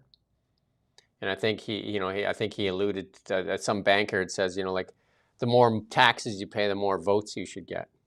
Do you know what I mean? Like, because it seems like like one of the easiest ways to control some of the democracy, especially when you push people down and they're not well-to-do. You keep pushing them down. Of course, they vote for getting access to somebody else with more money. I think that was the premise of the whole thing. It's Plato's critique of democracy. This goes back more than 2,000 years, this exact critique. And obviously democracy, as we tell fairy tales, don't we, about like democracy and its origins and Magna Carta and the American Revolution and all the rest of that stuff. Democracy or ancient Greece, for that matter, since I mentioned Plato, democracy in basically all those cases was, was qualified. You had it as long as you were deemed to be, bearing a burden, let's say. And usually that burden would be measured in, how much tax you pay, property you own or whatever. Like, how much are you a part of the society? So yeah, I mean, people are acting like this is like the craziest thing they've ever heard. This conversation has been going on for at least 2,500 years. But like I said, So if you're shocked by this, get yourself down to the library right now. If you haven't got a library card, get one, and go and read the oldest books in existence, and you'll learn all about this. But like usual, this is another way to drive out the last of the Canadian entrepreneurs with the thought police and the virtuous ones, because they even like I'm not going to play his clip there, but he basically spit it out. Canadian billionaire. It's like AOC was reading the headline. But here's a little clip here from Toby Lutke here. We're gonna try. We're gonna try and get Toby on the show as well. If you're listening, reach out. The Trump derangement syndrome in Canada that is just stunning. 60% of people think that the United States is the largest risk to Canada, much larger than like Russia or China would be. And you think that's wrong? Of course it's wrong. It's because Canada is a small economy attached to a hegemon. There's been one winning strategy in Canada's history, which is win by helping America win. And that's like Carney is saying that it's over. Everything he's doing, I'm agreeing with. Like, it's like, hey, let's diversify the economy. Bang idea. Let's get closer to Europe. Perfect. Let's go. Asia, let's go. I'm pro all the things. I just really don't think we need to choose. The obvious way for prosperity here is to build the shit out of pipelines, build the shit of our industry, get resources that everyone needs, fucking starting to actually refine the stuff ourselves, because we have the most educated workforce on planet Earth here, and we can literally do everything. It's just the Canadian sad story is we get the resources, other people make the money. And so we've never changed from that. He's got to watch it. Common sense is a tough commodity to sell in Canada. Common sense gets you in trouble. I mean, that's the stuff we've been trying to pitch the whole time. Like, get the shit to market. Yeah. But it's also that, like, it's that tall poppy thing as well, isn't it? Like, he's broken so many unwritten rules of Canadian society. Well, one of the rules is he got massively wealthy, and he didn't do it through an oligarchy or whatever. He made his own wealth by innovating. Already, that's a bit sketchy, mate. Like, I'm not sure that's patriotic. But then he's also gone on to have opinions. And they're not Mark Carney's opinions or the CBC's opinions or the Liberal Party approved opinions. He's generated his own opinions, which is exceedingly dangerous, isn't it? But, he's from Germany, isn't he? Old Tolbs. And that way of thinking, that's one explanation for why Germany was such a successful society, really, because it had loads of people that thought like that. Very practical way of thinking. Do what works, make it as efficient as possible, etc. Those are the people like this. An absence of people like this in Germany or in positions of power is one of the reasons why that country's gone down the tubes. Timmy's in trouble again. Timmy. Taxpayer-funded activists lash out at Tim Hortons over Harry Potter link. Again, the virtuous in Canada, right? You got lots of reasons to be mad at Tim Hortons. This is from a taxpayer-funded media report. Taxpayer activist organization has reacted angrily to Tim Hortons partnering with children's brand Harry Potter because of its author's feminist views. Taxpayer-funded CBC News jumped on the story after Eagle Canada, which has cost taxpayers tens of millions of dollars over the years, launched an attack on J.K. Rowling, the author who wrote the original Harry Potter novels, branding her a person whose public advocacy has contributed to anti-trans narratives. That's because Rowling has repeatedly said females should have access to female-only spaces. The CBC article does not explain Rowling's views, but does say she has in recent years espoused what many believe to be anti-trans views. Doesn't explain that J.K. Rowling's views are literally just feminist views. J.K. Rowling is just a feminist from the 90s. That's all she is. That's where her philosophy was crafted. That's where she learned what she learned. She talks about women's shelters and her experiences and stuff as well as a young'un. But she's just a feminist who wants females, that is to say girls and women, to have spaces that they can be in where men are not allowed. Males are not allowed. That's her entire position. I mean, obviously it's elaborated from that because there's been a lot of reaction against that position, and she's had to like go into other detail.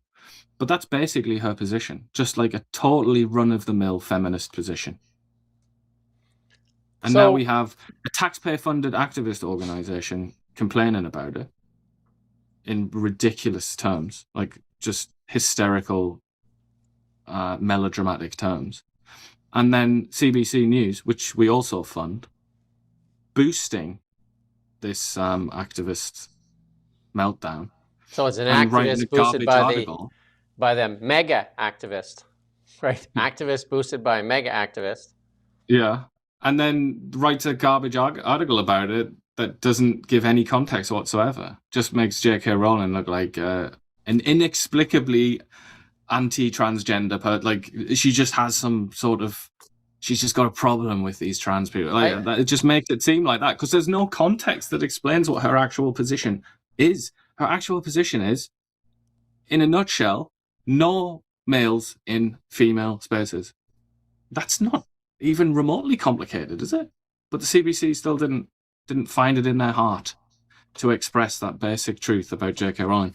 So how can you ever learn anything, and how can you ever know anything if you don't even try to find out what your ideological opponents think?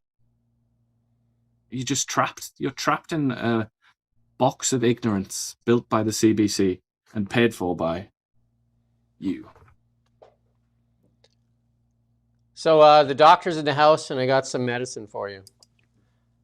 If you're watching the CBC, you need to detox. You need to stop watching CTV, CBC, Global. Global's probably the best of the bunch, but all of them. And Globe and Mail, just detox for a while. Just detox, and then just start kicking your mind and watch everything with a cynical eye, like a critical eye, even us. Just watch with a critical eye and just say, okay, is that, like critique it. Instead of just like, oh, okay, here's the talking points for today, and then here's who I need to hate. Don't ask why you need to hate this person. Just go out there and hate them. And then get the label gun out, because that's, like the people on LinkedIn, they're just like, oh, Jim is saying things against the Liberal Party. MAGA, MAGA, MAGA. That's it, MAGA. You know what my response to him was? What I literally put for response? Thank you for your comment. It helps the algorithm.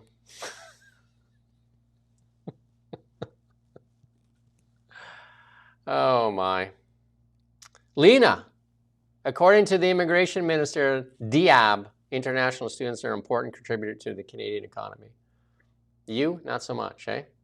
You can put that. Yeah, let's play this clip from, she's got to be, like, Chrystia Freeland. Where's Chrystia and Lena at as far as intelligence?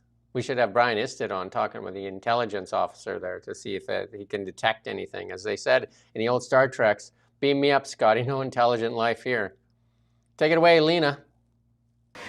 Recently, the students from some provinces, especially from Ontario and Alberta, they are protesting because they are getting mass rejections for the post-graduation work permits, and right now a protest is going on in Alberta. So what is government doing about it? Is it targeted something, and why it is happening? So international students add value to our Canadian economy. There's no doubt about it. When I started in political life in 2013 as a provincial minister, we worked extremely hard to ensure that when international students came to our educational institutions, that they were welcomed, that they were looked after, and that they got a very good education. Henceforward, decade or so later, we started to see in Canada, in different parts of the country, that there were issues and challenges happening. And so a number of things had to happen in 2024. Now, and I'm proud of some decisions that were taken, but I would say many people across the country, whether it's the institutions themselves, whether it's the students themselves, whether it's Canadians all groups. Your specific questions on PGWP is that there has been no change. It was always the case that non-credit are not entitled to these postgraduate work permit. So we have not changed any eligibility for that. We continue to work with provinces because the provinces are the ones that have the jurisdiction over the education component. And so we're That's good. sensitive That's good enough. to the Was she on the pot there? Because that was a very stiff. I think delivery, what she was getting on wasn't it? non-credit, Very meaning constipated delivery. like you said, like there's so many people you ride in Ubers and they were taking like catering courses or something. They came to Canada as a foreign student, they're taking a catering course, some college or whatever that popped up, taking advantage of it, and then these are non-credit type things, and then back then the immigration department was just looking the other way. They don't even know who's here, who's not here, just a mess, a literal mess. And who paid for that? That's of course is you. I don't want to get into it again, but you paid for that. I don't want to point the finger.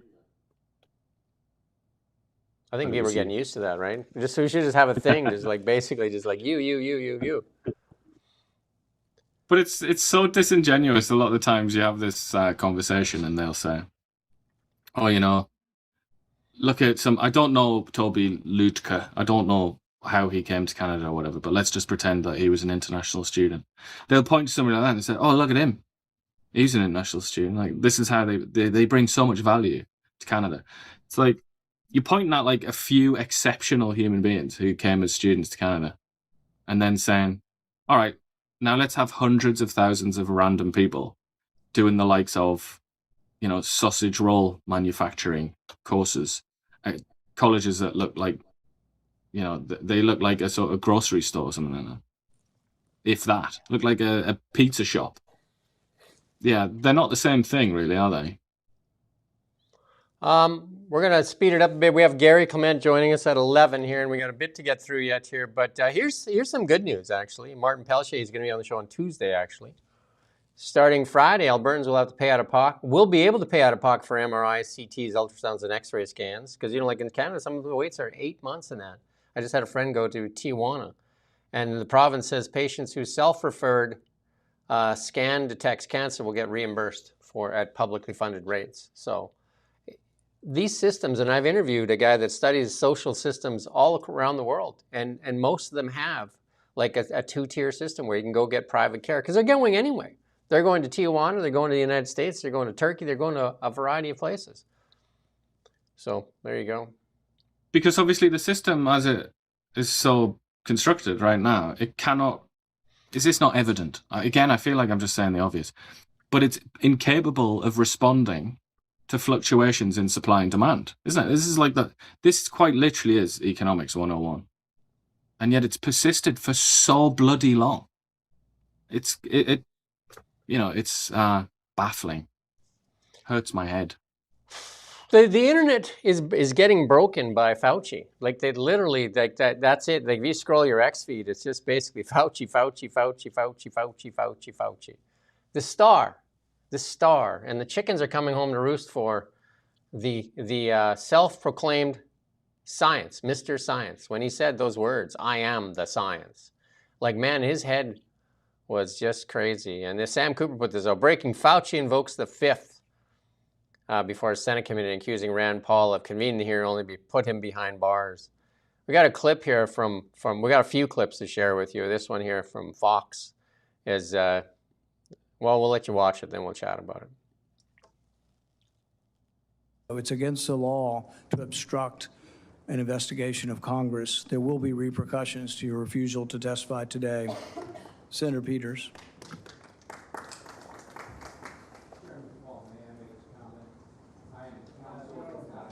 You're not recognized. You're not recognized. If you are unruly, you will be removed from the proceeding. You are not recognized, and you are not recognized, sir. Sir, you are not recognized. You are not recognized. Security. Okay, let's stop there. Let's stop there. This goes on for about a minute and a half. And this is the lawyer that was told he's not recognized. He's not supposed to speak. Fauci's supposed to speak. Fauci was called to testify. And this lawyer, Fauci literally has 6 lawyers there with him. 6 lawyers there with him. Like a guy that's not guilty. 6 lawyers there with him. And he has a pardon. 6 lawyers. And that one lawyer is Beacon, and they finally removed that lawyer from there. But Fauci's pleading the 5th, and they're saying that he's not even allowed to plead the 5th after with his pardon. Really, it's about his, there's a lot of good questions in here, and there's accountability. And their hearings in the United States completely different than our mock committee hearings here in Canada, where it just gets shut down after 2 minutes. If that was a Liberal committee meeting right now, they would have said something like that, and they would have, one of the Liberal MPs would have said, we're closing this committee hearing, we're done. Let's put it in camera. It would have been like, what? And this is Ron Johnson here. Let's listen to this clip here. So there's no evidence. There's no evidence that ivermectin is helpful. On that exact same day, and I've got the studies right here. There was a website that was tracking the random controlled studies. Here they are, showing 60, 70% efficacy of ivermectin. The same day you say there's no evidence, there was all kinds of evidence. Loved ones had to go to hospitals, had to sue hospitals. Just, would you try it? So I would want to know, to what extent were you involved in sabotaging hydroxychloroquine, ivermectin, and did you do that because you knew the only way you get an emergency use authorization for these drugs, these experimental gene therapy, was if there was no effective treatment, you couldn't get the emergency use authorization. So is that why you helped sabotage? That's good on that one. These cheap generic drugs in favor. One more from Rand Paul. Himself. One more from Rand Paul. President Biden issued you a sweeping pardon extending back to 2014, the same pardon he gave to his son Hunter. A pardon may protect a person from criminal prosecution, doesn't rewrite history. It does not erase documents. It does not convert a misleading statement into a truthful one. And it does not prevent Congress from establishing what happened. There will be another pandemic. There will be another crisis. And there will again be officials who insist that uncertainty must be hidden for the public's own good. They will demand obedience. They will invoke science. I am the science, as though it were a commandment. They will argue that government officials cannot be questioned because questioning them would undermine public trust. They have it backwards. It is secrecy that destroys trust. It is arrogance that destroys trust. It is censorship that destroys trust. And it is the refusal to admit error that destroys trust. That loss of trust may be your most damaging legacy.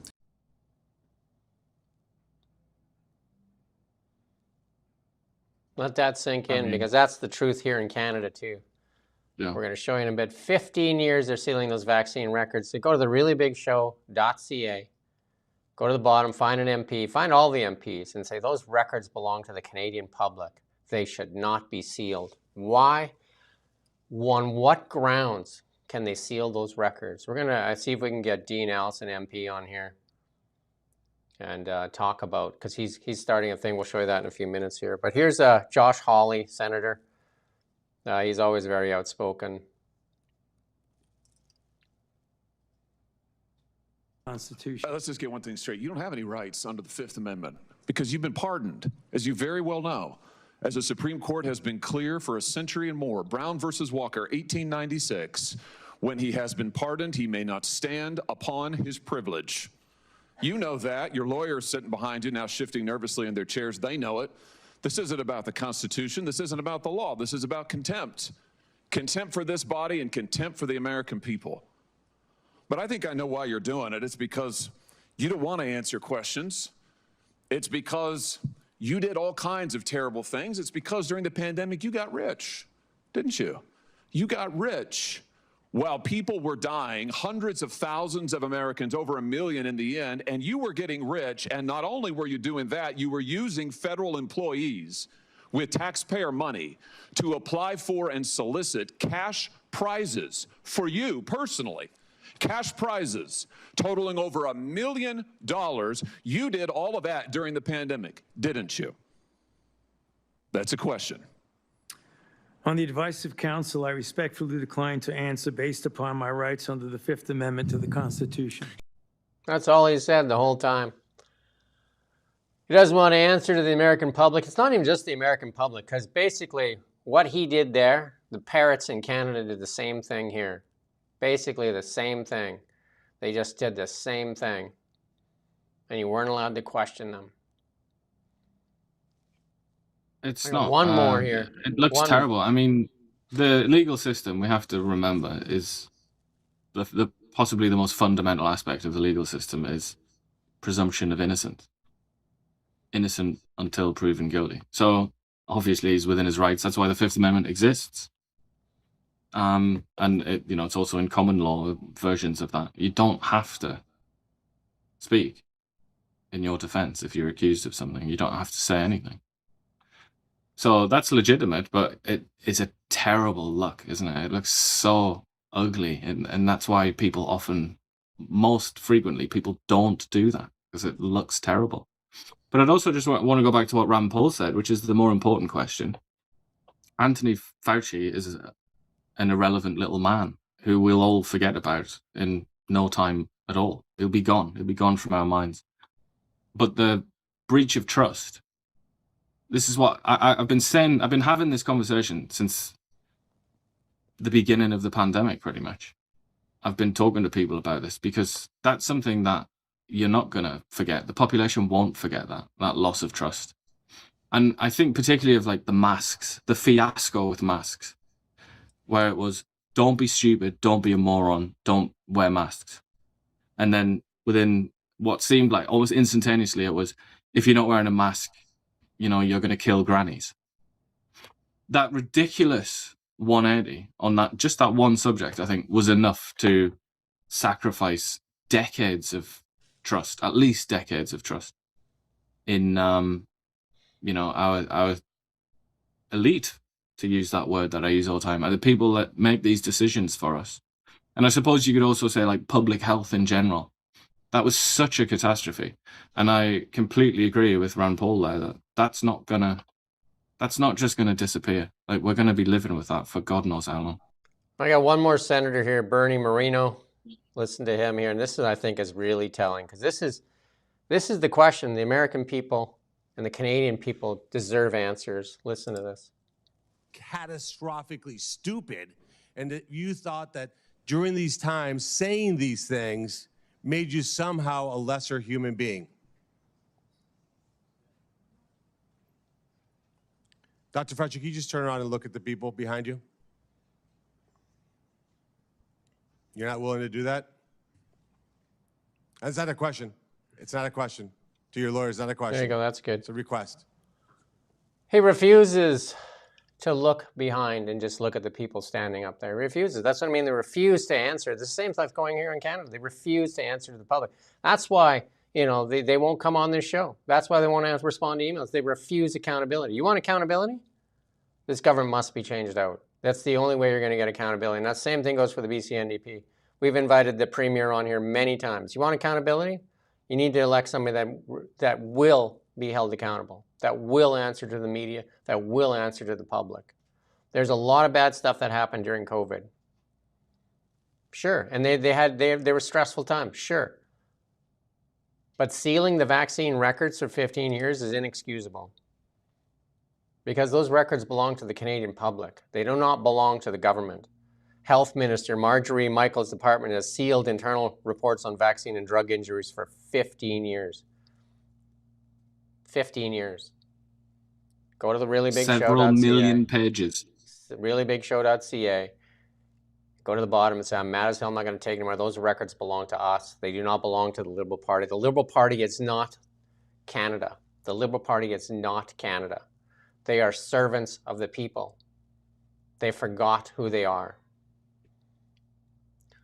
Sounds like our guest is a bit early, but we can probably take him early and then go back to our load after. We only have a few things left to do. Well, Nick, you tell us when you're ready to bring. You're ready to bring Gary in now? Just give us a couple seconds here.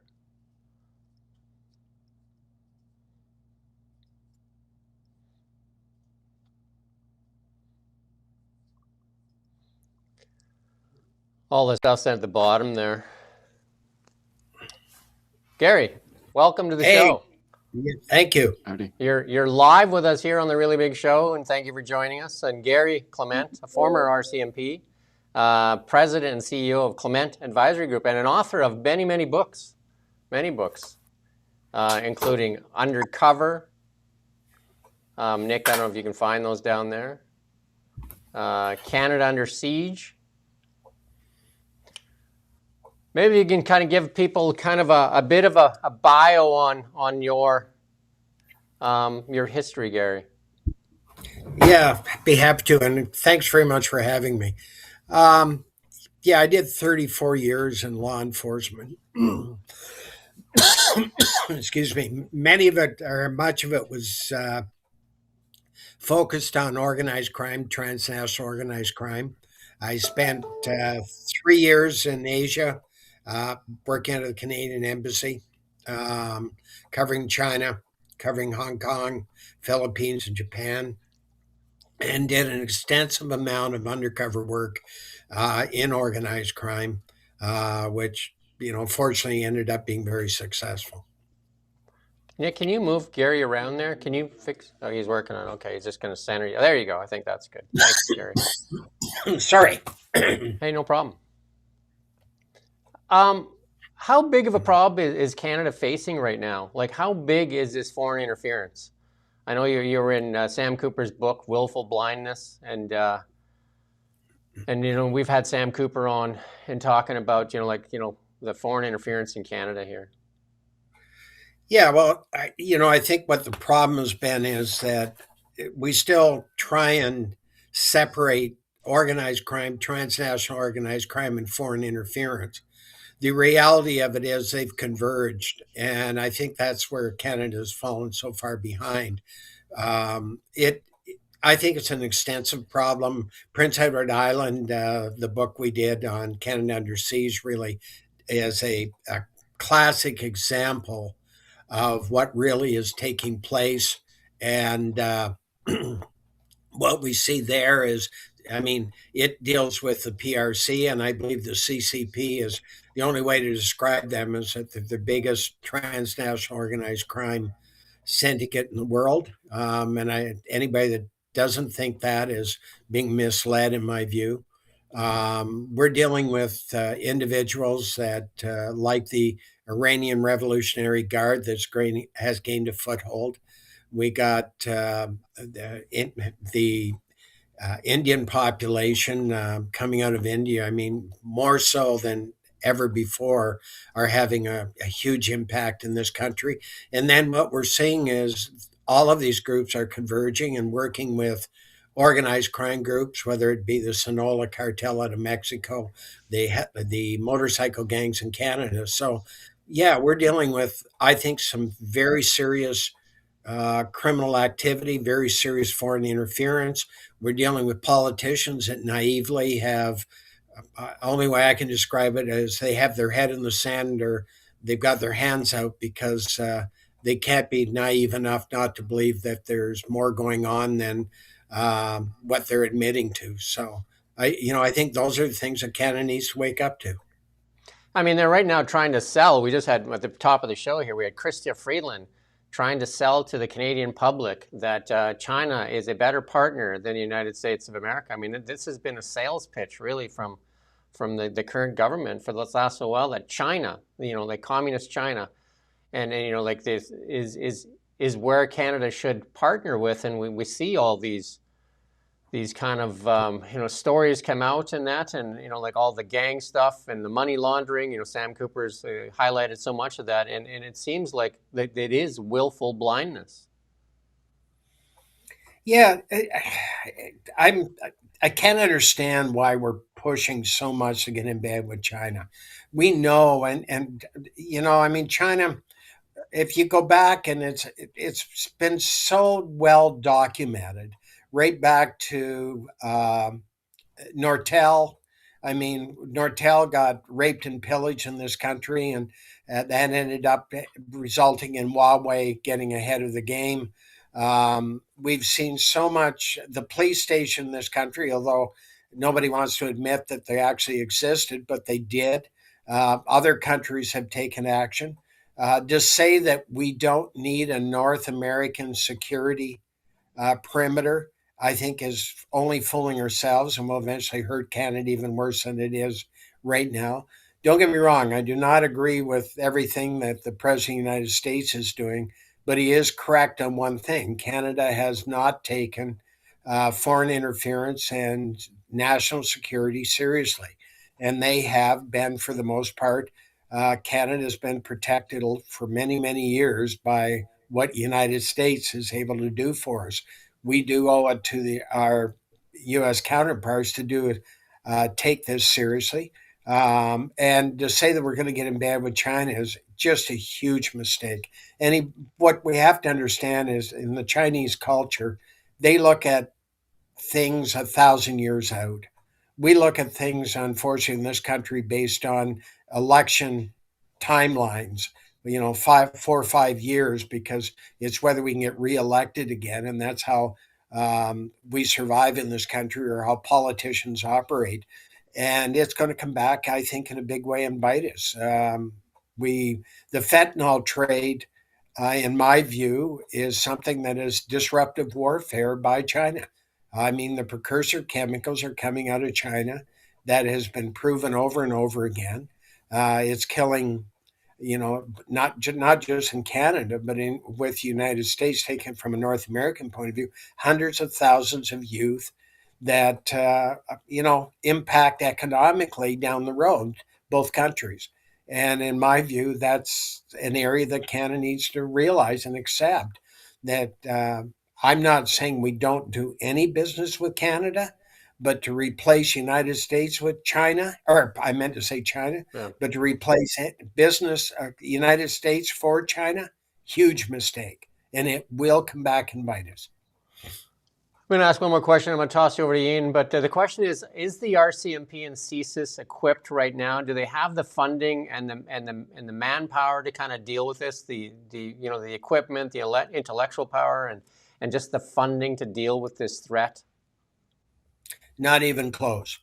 The government has not appropriately funded to the level that's needed, because if we look at organized crime, transnational crime today, they're able to deal with all the technologies out there. They're taking full advantage of it in ways that, with the money they have available to us, that neither CSIS or the RCMP can do. The RCMP has been eroded immensely in their federal policing roles, and it's because of contract policing. Bottom line is, and I've said this many, many times, the RCMP's got to stop being all things to all people. This country needs a dedicated federal policing organization, sort of on the line with FBI, DEA, and we need to have a serious look at our own security in Canada. It should be provincial bureaus that report into a federal bureau, taking all of this very seriously. And I'll be quite honest, I don't think it's taken seriously at all. And as I said, I think it's impacting this country. Part of why we're in this debate with the United States, I mean, there's a lot of factors, but one of them is because we have not taken security seriously, nor have we taken law enforcement at the federal level seriously. And it's impacting. Ian? You were in Hong Kong in the 90s, weren't you, for a few years? And that was before a lot of this came to attention, before Project Sidewinder, which revealed a lot of this. I'm just Yeah, I very was there. interested in your experience there. What did you see? I mean, because presumably you're one of the first Canadian law enforcement officials to actually see this happen and to make the connection between the triads and the CCP and all the rest of it. I'm very interested in that part of your history. Well, I was forced. I was there from 91 to 94, and obviously it's pre 1997. At that time, it was a good time to be there because a lot of the expat community was looking at what they were going to do for an escape strategy to get out of Hong Kong. But so were a lot of the diaspora community, or the Hong Kongers, looking to get out. And when I first got over there, one of the things that really struck me as odd was that under the Immigration Act, being a member of a triad society or affiliated to an organized crime group was not a prohibitive ground not to come to this country. So we had at that time we had the entrepreneurial program. So I and I may stand be correct, but I believe it was $100,000. If you had $100,000, you were welcomed into the country. Well, most triad figures had $100,000 in their back pocket, so they were great candidates. So that was something that I had a little bit of a hard time getting over. And then I worked with a gentleman that's since deceased by the name of Brian McAdam that had a plethora of files on his desk that were all known triad members. I worked very closely with the Triad Bureau in Hong Kong and was able to get firsthand knowledge of all these individuals. They were all planning to come to the country. So I wrote extensively on it, and that is very much like us in Canada today dealing with transnational organized crime. It fell on deaf ears, especially with the government. So I can admit it now. I think the statute of limitations is up. There was a gentleman in Southern News that I knew from Hong Kong that I went and explained it all to him. So he did a front page story on this, and it was at a time when they were making some amendments to the Immigration Act. And as a result, we were able to get an amendment to the act that being a member of a triad society or affiliated to an organized crime group would be a prohibitive ground from entering the country. I mean, that should have been a no-brainer. But if we hadn't, I'll admit, if I hadn't done the leak, it would have never got in. And that was sort of the start of it. So I guess for me and talking with the members of Royal Hong Kong Police that had felt that Canada at that time had been a joke because we hadn't taken this seriously and that we really didn't care who we let in the country. When they realized I was serious about it, they started providing me with a lot of pretty damning information, which I put into intelligence briefs. I probably wrote 2 or 3 a day going back to Canada. And this was sort of the prerequisite to Sidewinder. And I was able to ascertain, I actually ended up getting a couple of very well placed, high level informants that sort of gave me the lay of the land and the tie back to the CCP government. And especially after Deng Xiaoping came out and said, not all triads are bad. That was sort of a sign that triads were going to get into China, and those that were willing to contribute to the coffers of the CCP government were going to be welcomed with open arms. So I was able to get a lot of this information. And what I was seeing at that time was, and I wrote a paper on it, that Vancouver would displace Hong Kong and would become the destination for transshipment of illicit products, which Hong Kong was at that time. It was going to go to Vancouver for North America and probably Australia and New Zealand, which has happened, as we know. And Vancouver became ground zero. A lot of people had gone over. Chinese criminals had gone into Vancouver, started buying up property, and that was sort of the start of it. And it's too bad, I guess, that we didn't take it seriously enough that because I think that time to stop it was then. We saw the ports being used quite openly by the various companies trying to buy in from China. And as we know today, the ports across Canada have little to no policing. So we've made ourselves very ripe for illicit commodities. And that link between the Communist Party, which basically owns China, controls China entirely, that link between them and organized crime, that is still somewhat disputed, isn't it? It's still somewhat controversial. And yet, I've got a quote from you here, where you say China, under the Chinese Communist Party, is essentially a criminal organization that represents a fundamental challenge to lawful societies around the world. You're by no means the only person who said this. A historian that is very prominent in the study of China, Frank Decotta, he's said quite similar. I mean, and he is like, you cannot beat that man's credentials. Like he's been in the archives in Beijing, hasn't he? He's like an absolute expert on this subject. Right. But why is it that that's still a little bit sort of controversial, isn't it? Even though there's all this evidence, all these experts, like yourself, Frank Decotta, I mean, other sort of out of Australia and places like this, the links are very obvious and strong. Why is it that we still pretend on some level, on an official level, that the Chinese Communist Party is like legit and it's not necessarily a criminal organization? Well, I think there's a number of factors. Probably one of them is if we go back in the history of our politicians, as you know, Trudeau had a real leaning towards communism, senior.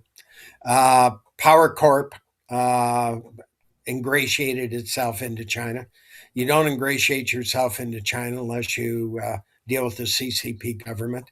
And so Canada, because of a very lucrative and large company that was affiliated with a lot of politicians, linked into China, gives rise to the fact that, oh, maybe we should be saying China isn't that bad. We've heard very strong indication that Brookfield has a very large investment in China. So I think a lot of our politicians, rightly or wrongly, are co-opted in some respect. They have business dealings with China. They see it, it is, without a doubt, it's a huge population, but we're not looking at the big picture. Short-term gain for long-term pain is the way I describe it.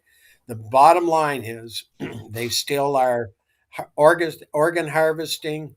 They are trying to eliminate some of the Uyghurs and Tibetans, and it's, it is genocide. We know that a gentleman named Bo Shi Lai, that a lot of our politicians were very high on, he was accused of being one of the architects behind the organ harvesting of the Uyghur population. This is a regime we're dealing with. They are masters at infiltrating themselves into our country, or not just our country, but any country. They're masters at basically making investments, and a lot of people, what they don't understand, the Chinese culture, they'll hand you $100,000 and not expect anything from you today. But it is a debt you will owe at some time, either you or your children. And that is the way the Chinese operate. It's a different world. And, the way they operate, I don't care what anybody says. They operate as a transnational organized crime group.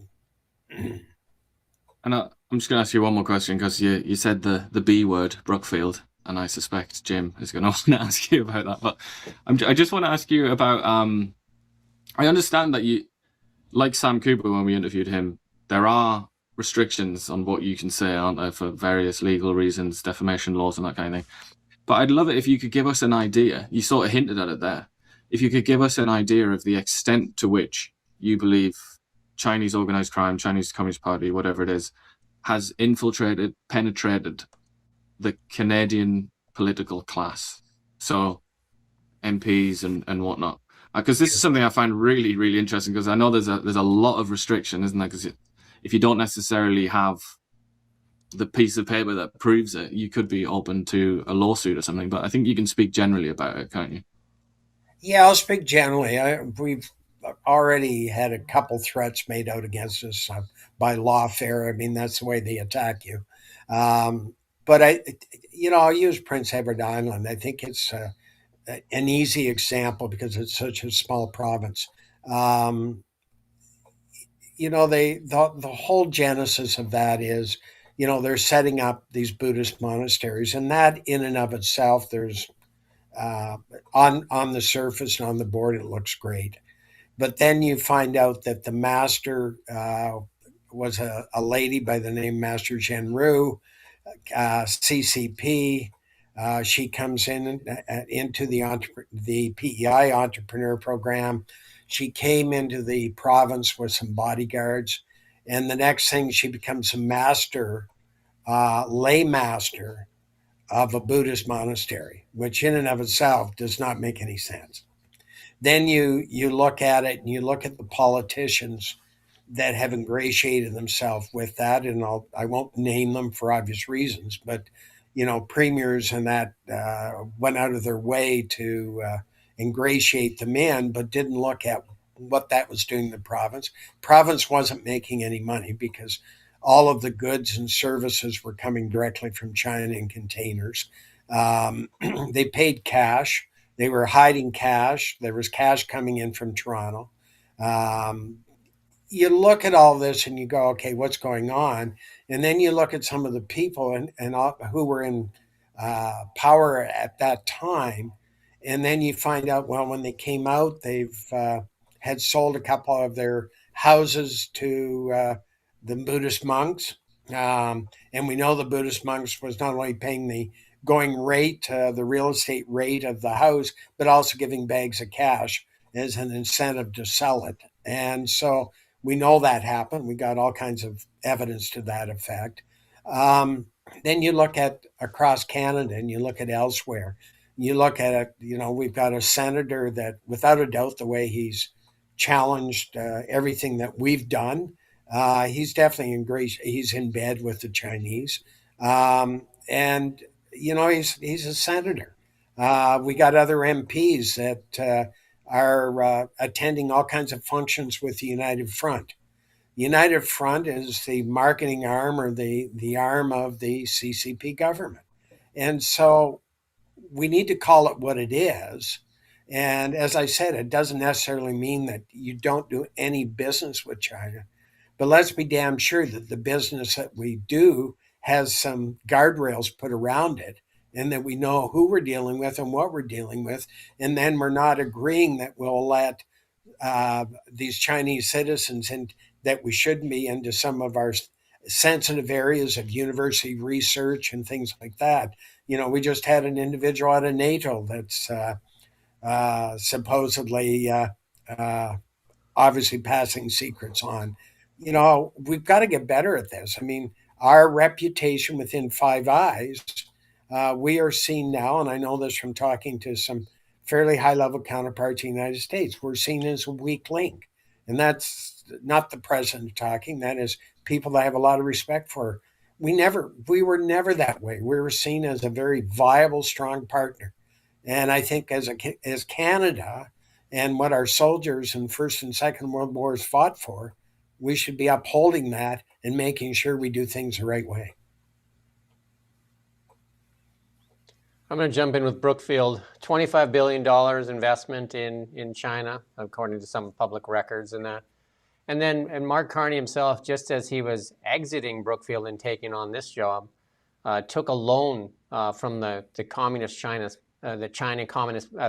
Communist Bank for about $250 billion for Shanghai properties, and I think met with Xi the next day.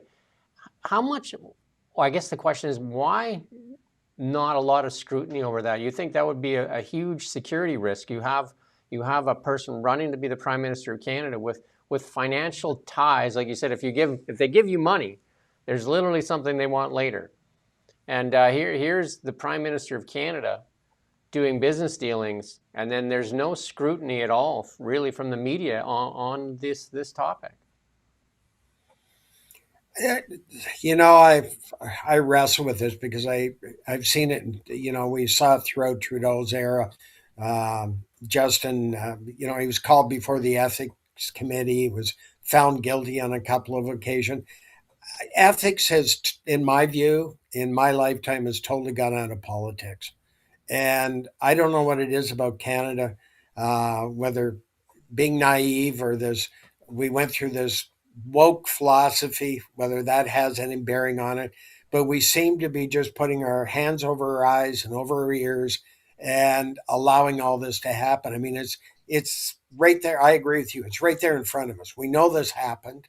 How can anybody that it was in bed one day with the Chinese, and nobody can deny that. If you took out a $250 billion loan and you're meeting with Xi, in some way, shape, or form, you're in bed with them, how can you the next day not be? And that's not how the Chinese operate. Their culture does not operate that way. And then you put the whole Canadian auto sector, which is about 500,000 jobs, at risk for Chinese EVs, where almost every industry expert warns against, or any economist in Canada warns against it, other than the ones that are funded by certain things. And yet they continue to plow ahead and do this, and obviously it works great. And then the other one that I want to bring up is we actually had a Chinese official in Mark Carney's office, and Mark Carney would not allow questions. And the completely opposite, if Trump was even sitting there in China, he would allow questions. And it's just we basically kowtow to Xi. And then the same thing when Carney was there in China, he got what a 10-minute dressing down of how he's to respect China when he's addressing questions on China. How that's allowed, and there's no scrutiny from media. Well, I don't believe we have investigative journalism anymore within the mainstream media. There is we can probably, in one hand, between the three of us, we can probably name the ones that are serious about it. But let's be honest, when you got a media outlet that are funded by the government, and you're looking for all those grants, you're not going to criticize the goose that lays the golden eggs, are you? And CBC is living proof of that. So, unfortunately, it's got worse than, at least in my lifetime, I think it's worse than I've ever seen it. I'm very disappointed. I used to respect that we had really good investigative journalism. And I mean, I think you'd agree with me. Podcasts like yours wouldn't exist if we had strong investigative journalism in the mainstream. It's because of individuals like yourselves that the truth gets out. And that doesn't speak well for our whole journalistic industry, in my view. But yeah, I agree. This should be front page story. There should be a lot of questions asked on it. I look at the term of Justin Trudeau. Look how many ethics violations occurred. It was a flash in the pan for one day in the media, and then everybody dropped it except for podcasts. Why is that? I mean, these are really pretty revealing situations. And in my view, that's a mess we're in as a country. That's why we're so attractive for foreign interference. And what people have to realize, foreign interference, money laundering, organized crime, transnational repression, cyber operation, and threats against diaspora communities are increasingly interconnected. And I don't think people realize that. And that's where my concern is for this country.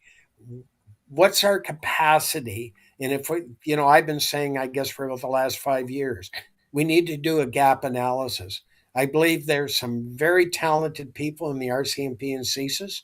I don't think they're used appropriately or allowed to develop the expertise appropriately. And as a result of that, I've said it probably 30 times, but the RCMP needs to have a new direction so that they are focusing on things like this. And it needs to be independent of the government of Canada, because far too many investigations are influenced by the current government. As a former RCMP member, and then you look at what's going on with the media, because there's justice that, the public expects justice in some way. Somebody breaks the law, they expect justice. And the same thing goes for politicians. The media are really the police of the politicians, right? I mean, they're supposed to hold them to account. And then if you look at that, as a member, and there must be frustration, like, you know, to the, I mean, to, I don't, I mean, is that frustration? Do you know when you talk to other members, is that prevalent, or they just basically said, given up on it and said, just, well, I don't know, whatever, it's just politics of today?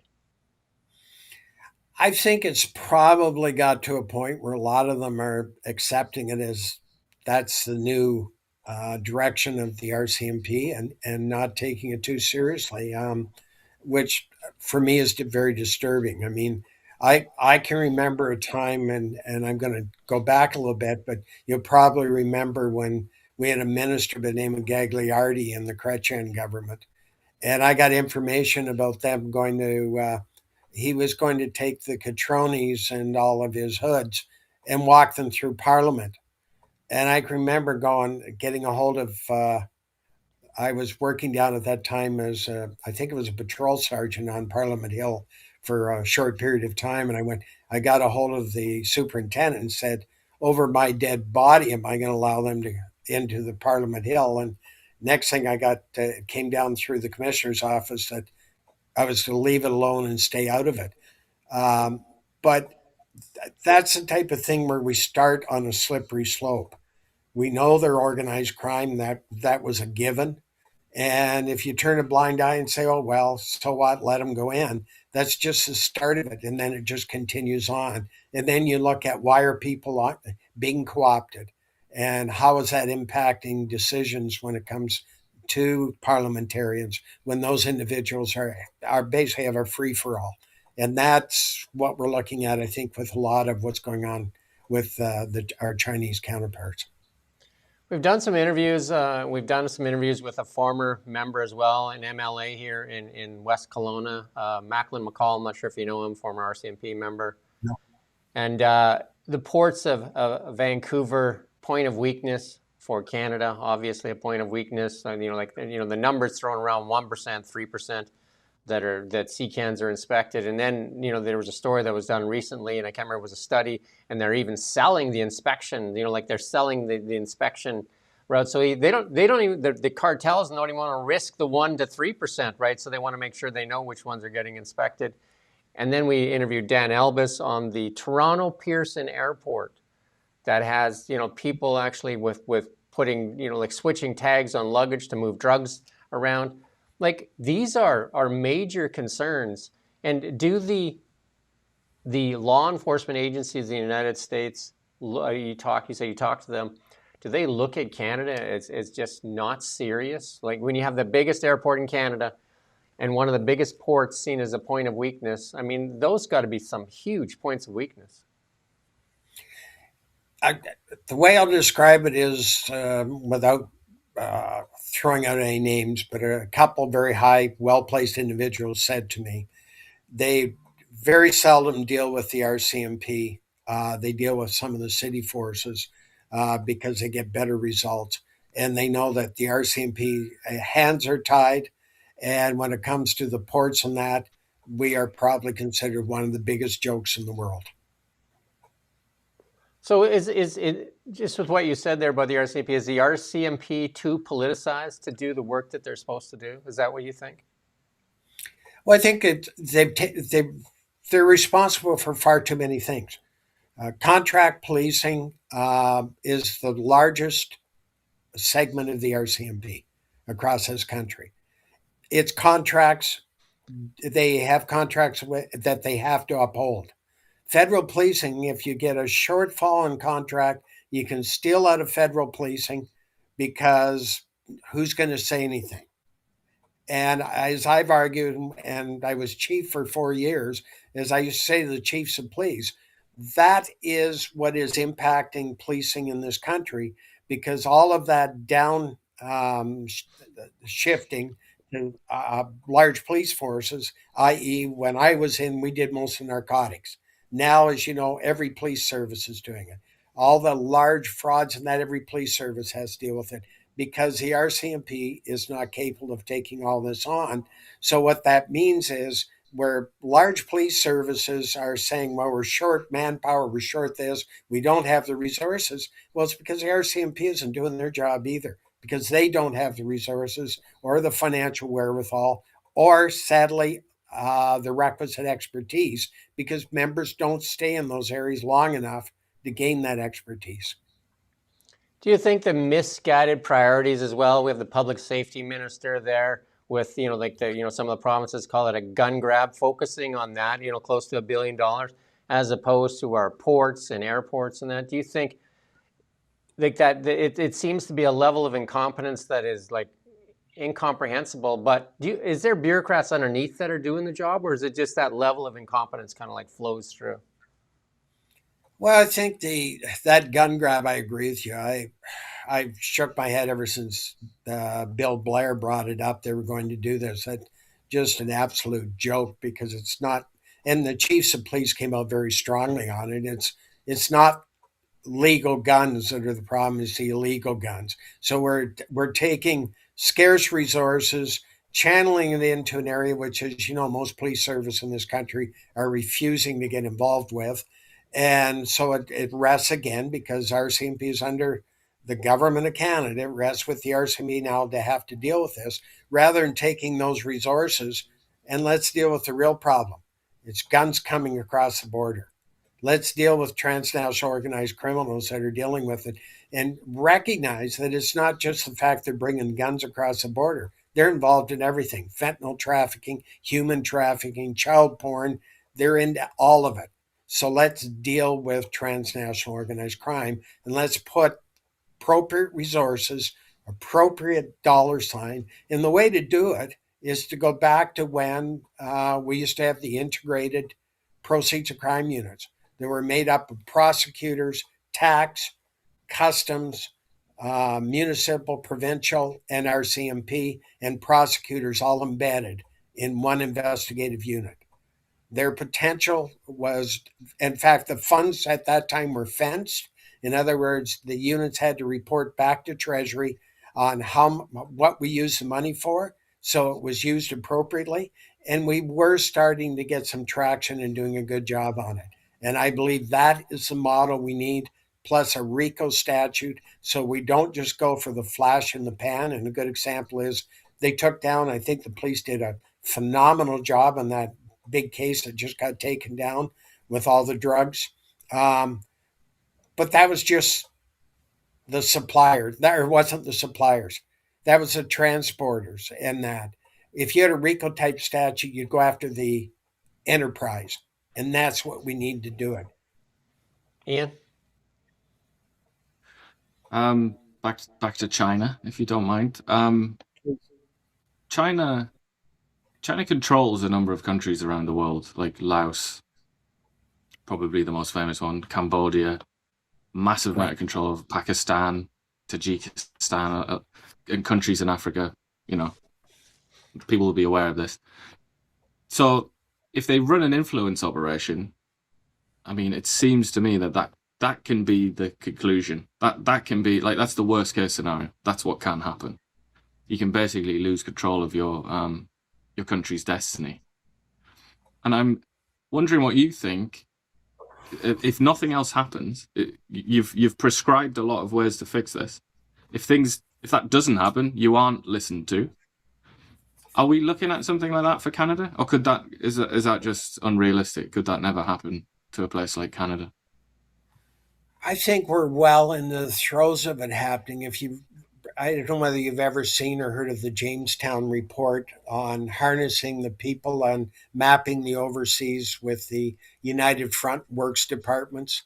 And Canada has a massive amount of United Front Works department in this country.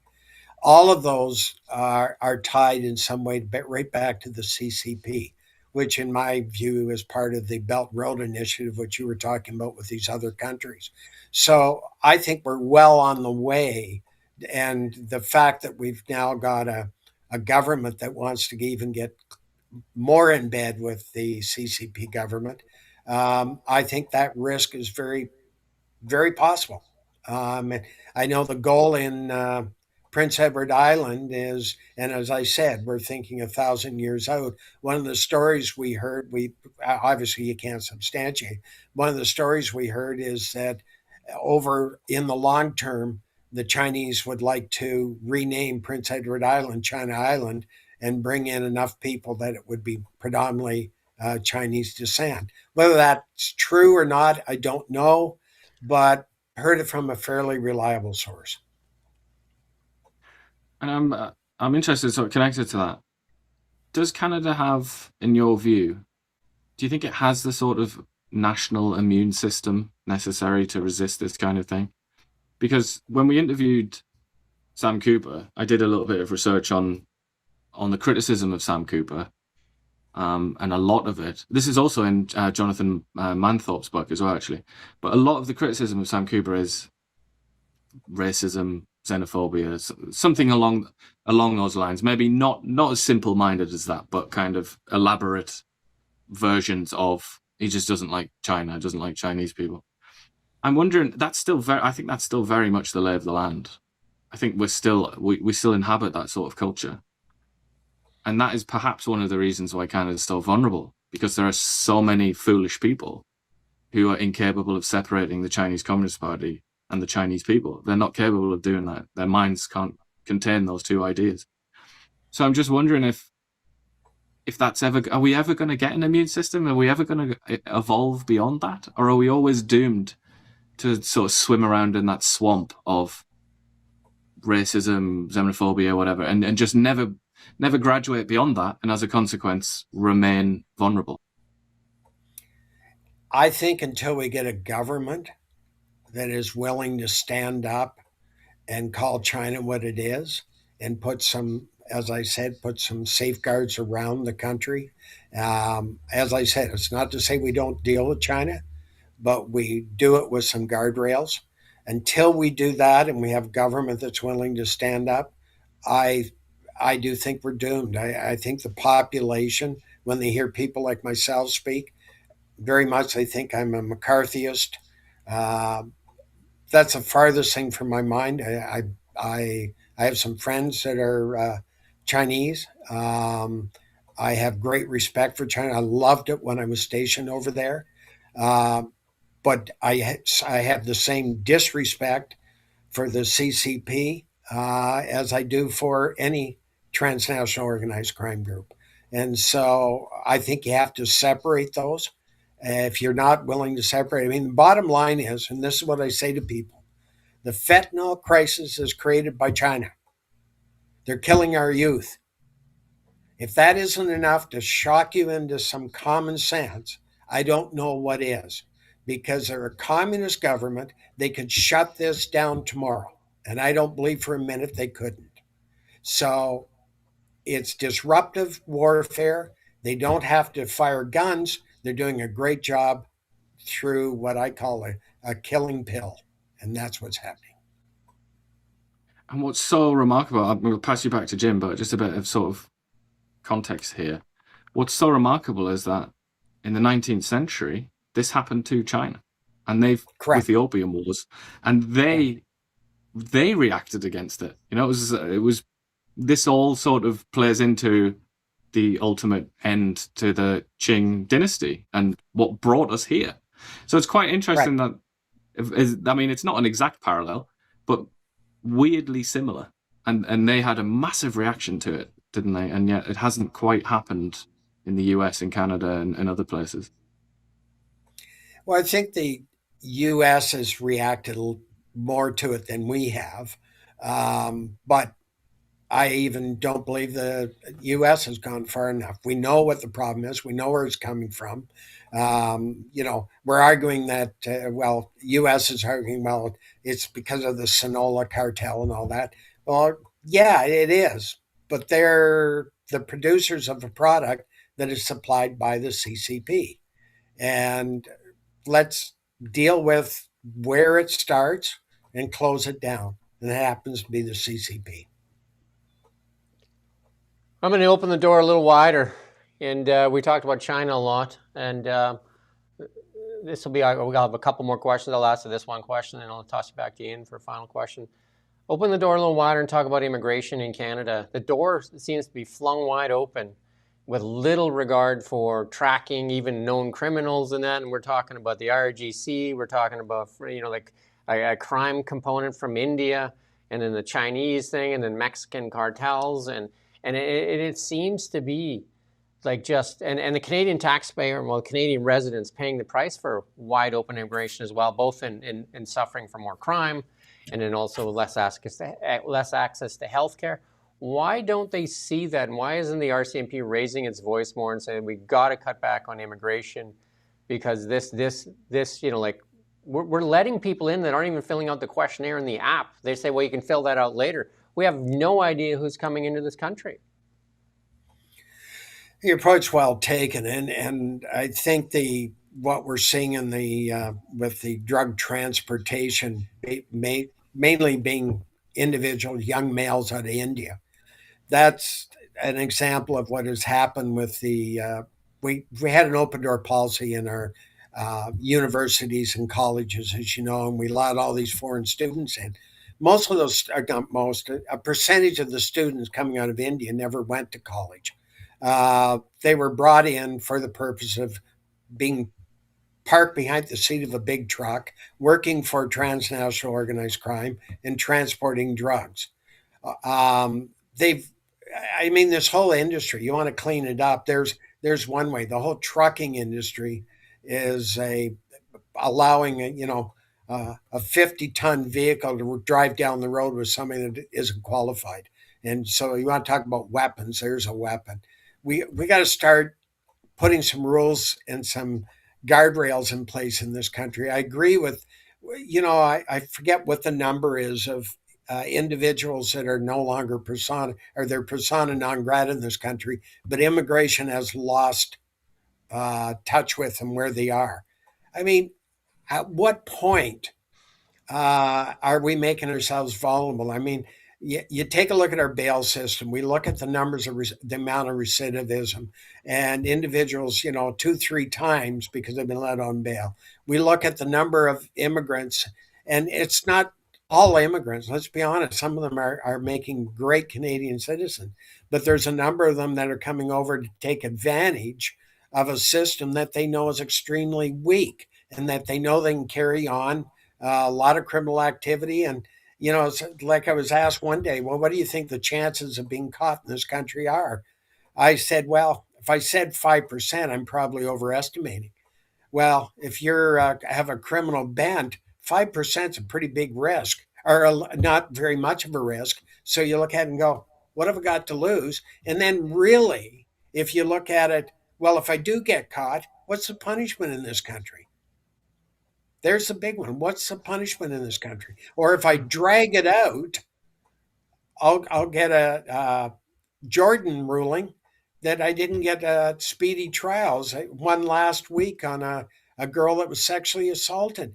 I mean, as a country, we got to wake up and wake up fast, because I really feel sorry for victims. I don't think we're doing justice in any way, shape, or form. And I think as a country, the state has a right to protect itself, and we need to rein in some of this philosophy of letting people out because they're all innocent until proven guilty. If you've raped somebody, you shouldn't be getting out until that trial. It's just wrong. Do you think the media is the big problem in this as well? Because if you look at Trump, I think he declared this a couple of days ago. He said that they're going to kick out anybody that got a CDL, commercial driver's license. Like you're a foreign actor, you got in here and you can't drive a truck, can't do English, and he's going to put Army veterans in the place of that. And of course, the media went after him, calling him a whole bunch of names and different things because he's trying to clean up the mess. And it's here in Canada too. Like we literally had Harman Bangu on, who was an MLA, and he was in the trucking industry. He says the trucking industry in Canada is a problem. We had an expose of I think it was in Ontario, but basically, selling licenses, right, and putting these weapons on the road. And then the Humboldt thing, when you blow through an intersection and you kill so many youth, and then gets to stay in Canada after, you just have to shake your head and say, is the media protects the criminal as opposed to the victims. Is the media the bigger problem here? That left-leaning woke media that just seems to get in front of anybody that wants to do anything about it? They're part of the problem, but I think they're all they're doing is carrying the government's message. The government wants these individuals in and not dealing with it. That nobody wants to sit down. And your points, the individual in the trucking industry, I have a relative that was in it, had a very large company, and he tells me how bad it really is. And he's right on the money. There was licenses sold. There's individuals that they keep 2, 3, 4 sets of logbooks. They have different identification. Most of them are not qualified to be driving. And what are we doing about it? If they run into a problem, I know there was a couple companies here that insurance-wise, they were running into a problem. It got very expensive, so they established themselves down on the East Coast, where they get cheaper insurance, et cetera, and get their license, maintain their licenses. We got to start working together. We talk about interprovincial trade and all that. It's things like that. This should be a trucks running across borders. It should be a national driver's license with national standards. You either meet it or you don't, and if you don't, you don't get behind the wheel of a truck. That would also stop or help solve part of the problem with the truckers running drugs up into this country. Ian, final question for you. Well, I'll ask you a mini quick question, which is, other than your own books, Canada Under Siege, Undercover, I would assume Jonathan Manthorpe, Willful Blindness. Do you have any other recommendations for people that want to understand this?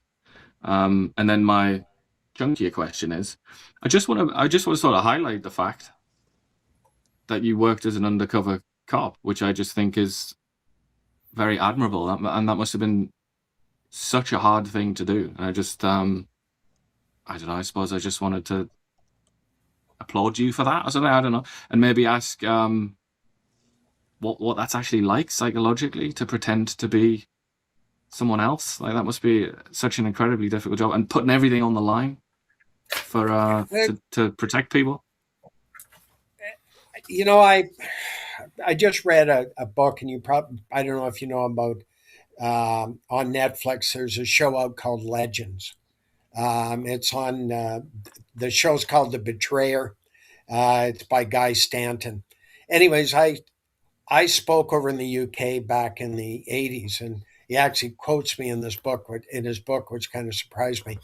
Anyways, after reading his book, it sort of framed things for me, because you actually you create a legend. That legend happens to be your undercover persona. And I look at the ones, and he talks about the individuals that ended up in divorces and drinking and got themselves in trouble. I fortunately had a very strong partner that probably kept me sane, kept me balanced, that when I came home, I was able to turn it off. For me, it was, and I'll be honest with you, I believe that I watched journalists. Now, this was real investigative journalists back in the late 70s and 80s that actually went out and did some real journalistic stories. And I watched how they would get into organization and get the stories.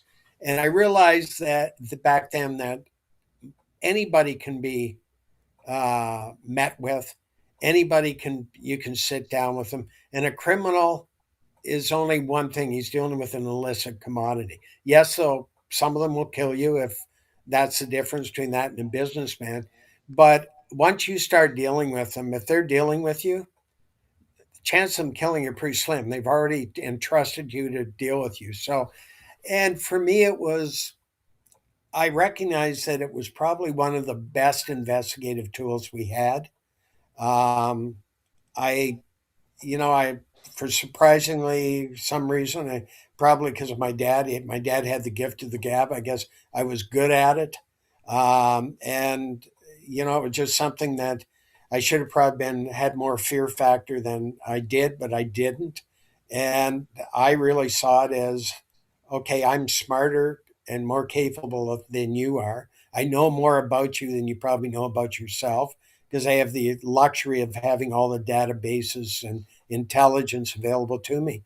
So just capitalize on that and recognize that you don't go in and start bragging about things or, my favorite line was Simpsons doesn't tell Eaton's its business. I got called a cop a lot of times and I'd say, yeah, I am. And I'll be a motorcycle tomorrow. Are you happy? It's lines like that, and it works. As I said one time, how many times have you walked up and said, "Hey, Joe," and the guy turns around and it's not Joe? How many times if you had said, "Oh no, we met at such and such a place," and you happen to have been there, our ego will, most of the time, will not let you say, "No, I don't remember you." And that's how it works. You rely on human nature. Well, Gary, we do thank you for your time. It's been very informative, and we'd love to have you on again. I think you got a lot to share, and obviously, I mean, your message has to get out there more and more because I mean, there's a lot of Canadians really, really frustrated with what's going on with Canada, and I'm sure you're immersed in it, and I imagine the level of frustration for you is even greater than most people. But I mean, a lot of people feeling it in their daily lives, especially with the crime. We did that story just the other day that you talk about. It was a temporary foreign worker, I believe, in Prince George, raped a girl, they called it assaulted the girl, and then the judge gave him house arrest, and then said he didn't want to put him on the sexual offenders list because it would hurt his chance of getting immigration status here in Canada. Where's the victim considered here? That's where I have a problem, and I've got a number of stories of girls. In fact, one that I just found probably the most appalling was this young girl went through actually preliminary hearing, and individual was moved to trial, and didn't get it to trial soon enough, and the judge threw it out under Jordan. This poor girl had to live that twice, and then we have the audacity as a society to throw that out. The evidence had to be fairly substantial to get him through to trial. So I just can't understand it as a society. Why the media isn't up in arms, why more people up in arms, because I can guarantee if it happens to your wife or your sister or your daughter, you're going to go apeshit. And at some point, people are going to start taking the law in their own hands if we don't smarten up. Well, again, thank you, Gary. We got a little bit of our show left to do for people there. So we're just going to finish up our show here. And we're very appreciative of your time. And thank you. All right. Cheers. It's Gary. Cheers. Bye now. Wow. Makes you sigh, right? A little bit frightening. Yeah. We got a little bit left here. We're going to try and tear through it here. We're finishing up on the vaccine records. We're going to try and get Dean Allison in. He's an MP that's trying to do this inquiry here in Canada that they're going to do in September here, and he's asking people to step forward for the Allison inquiry. So we're going to see if we can get Dean in. I want to show this clip here. I don't know if I have the clip here. I do. I think it's this one here, Nick. For this lifeguard that saved a young man out there, and it's just what he had to go through. I don't know if you've seen this clip yet. No.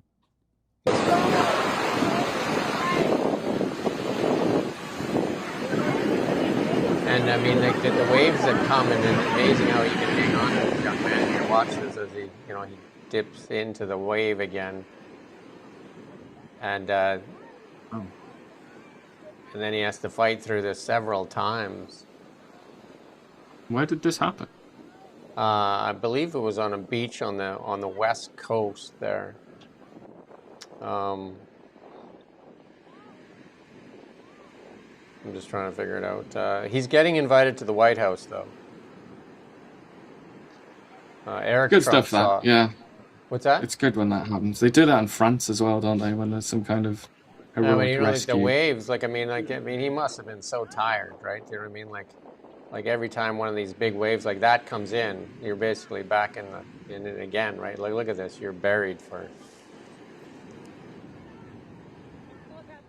Yeah. Wild, eh? Terrible.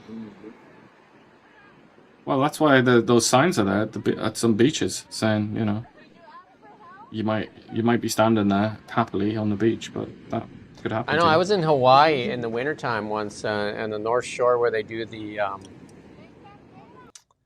surfboard contest where the waves are 20 feet high. And they canceled the contest for that one day. We were there because the waves are too big. And they just had a guy on a like a quad running up and down the beach, get away from the beach because the wave comes in and then just grabs people and pulls them out, right? So Yeah. Scary. we got a little bit of tech stuff here. Starship still floating, an amazing landing. We got a little clip here to show you the landing of Starship, like unbelievable. How where SpaceX is at as far as technology goes. This next clip here, Nick, if you can just play this clip here. Actually, the next one, is there a way to get to the next one in that? Because that's it floating.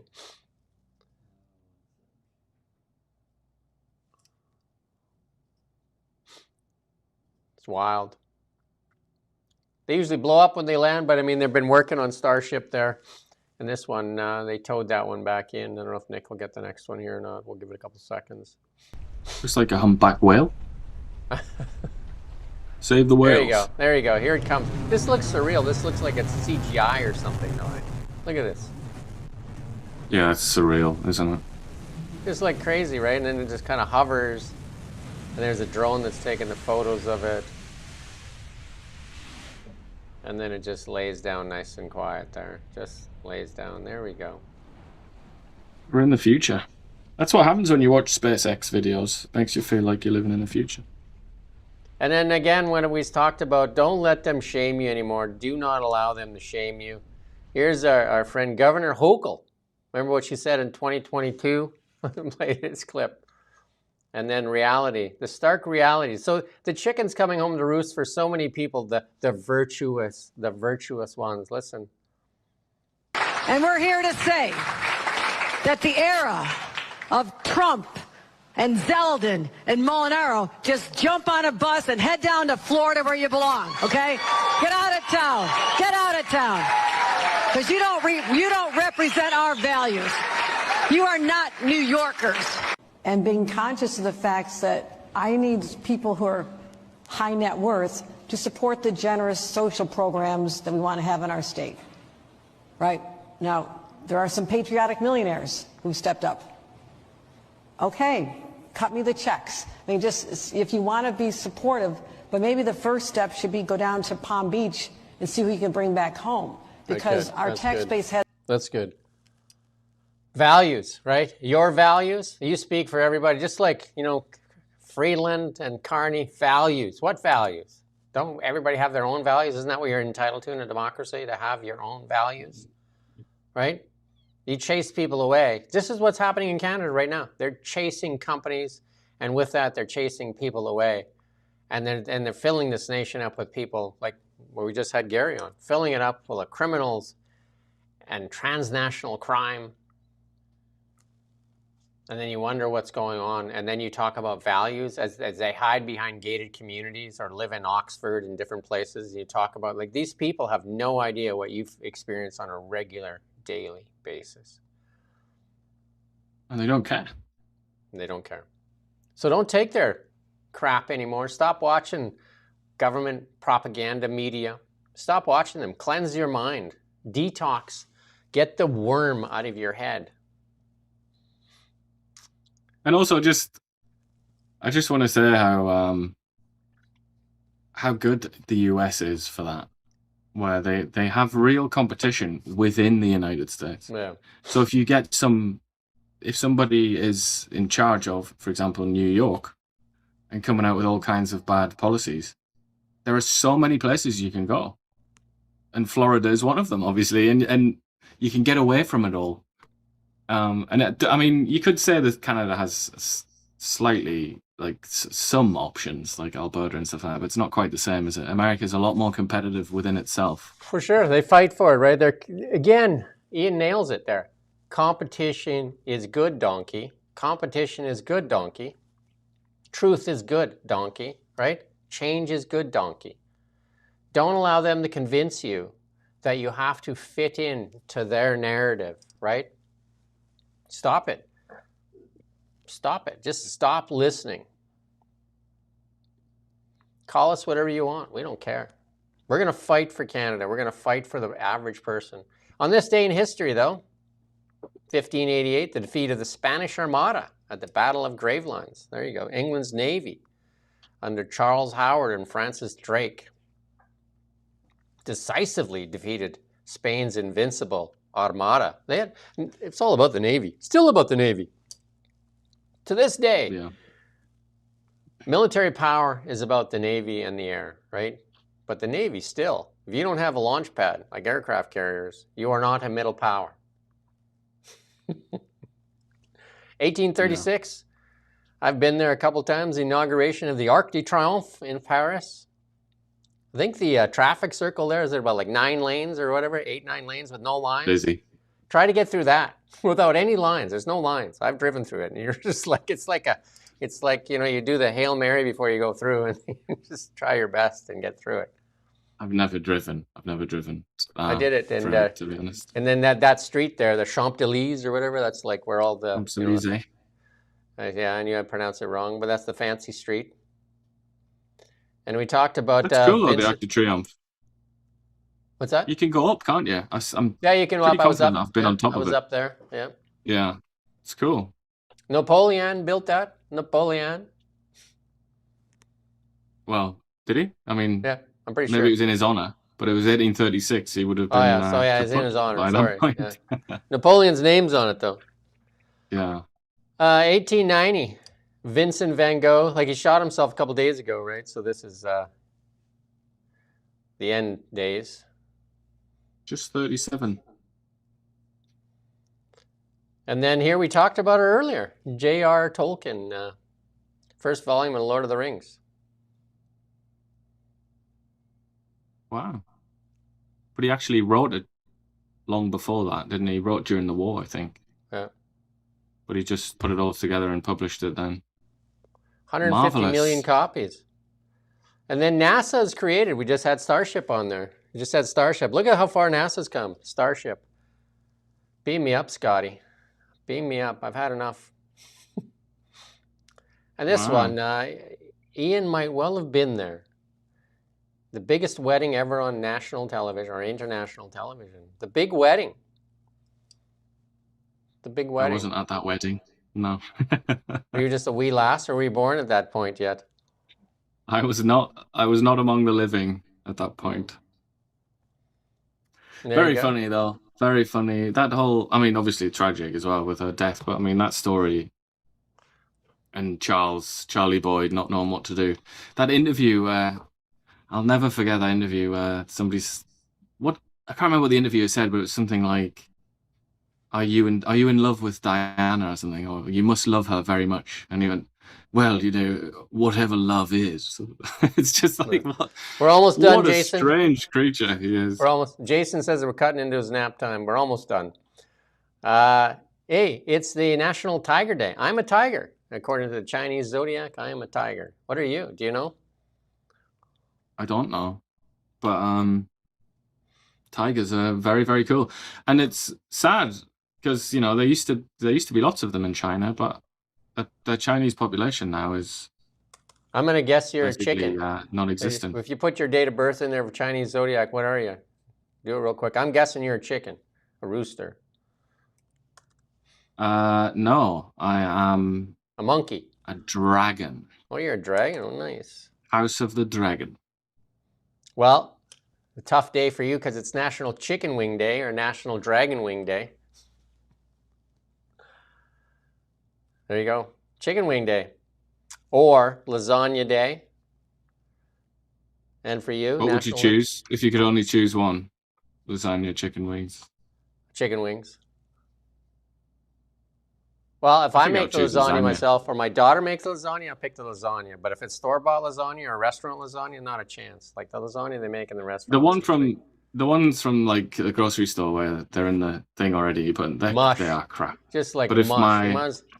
my cherished mother was making one, Yeah, like lasagna, good homemade lasagna, but the stuff from I think shepherd's pie, it has the same consistency as even shepherd's pie. I like homemade shepherd's pie. It's way better than mush lasagna.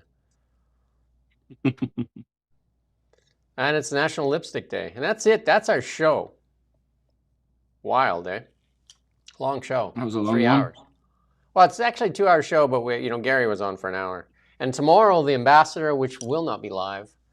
And then on Friday, we have Jasmine Lane. And on Tuesday, we have Martin Peltier. We got lots of stuff going on. And we thank you. Go to thereallybigshow.ca. Go to the bottom, find an MP, send it out almost on a daily basis. I'm mad as hell. I'm not going to take it anymore. We're tired of this where the Canadians are put last. And you get these people pontificate like Chrystia Freeland there, just talking there, just like, Canadians have had enough.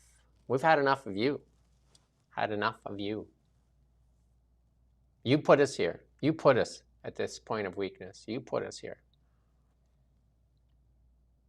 Other than that, go have some lasagna.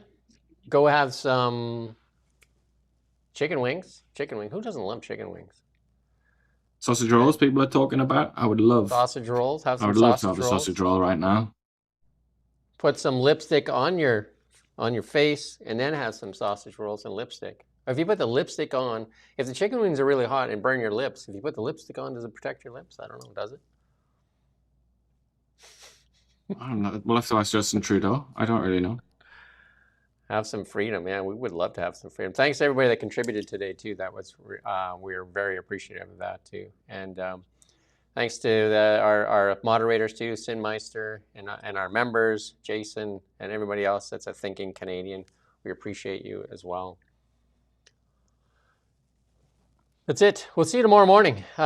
Cheers. God bless you. And fight, fight, fight, I guess. Keep it up. Spread the truth. Peace, peace, peace.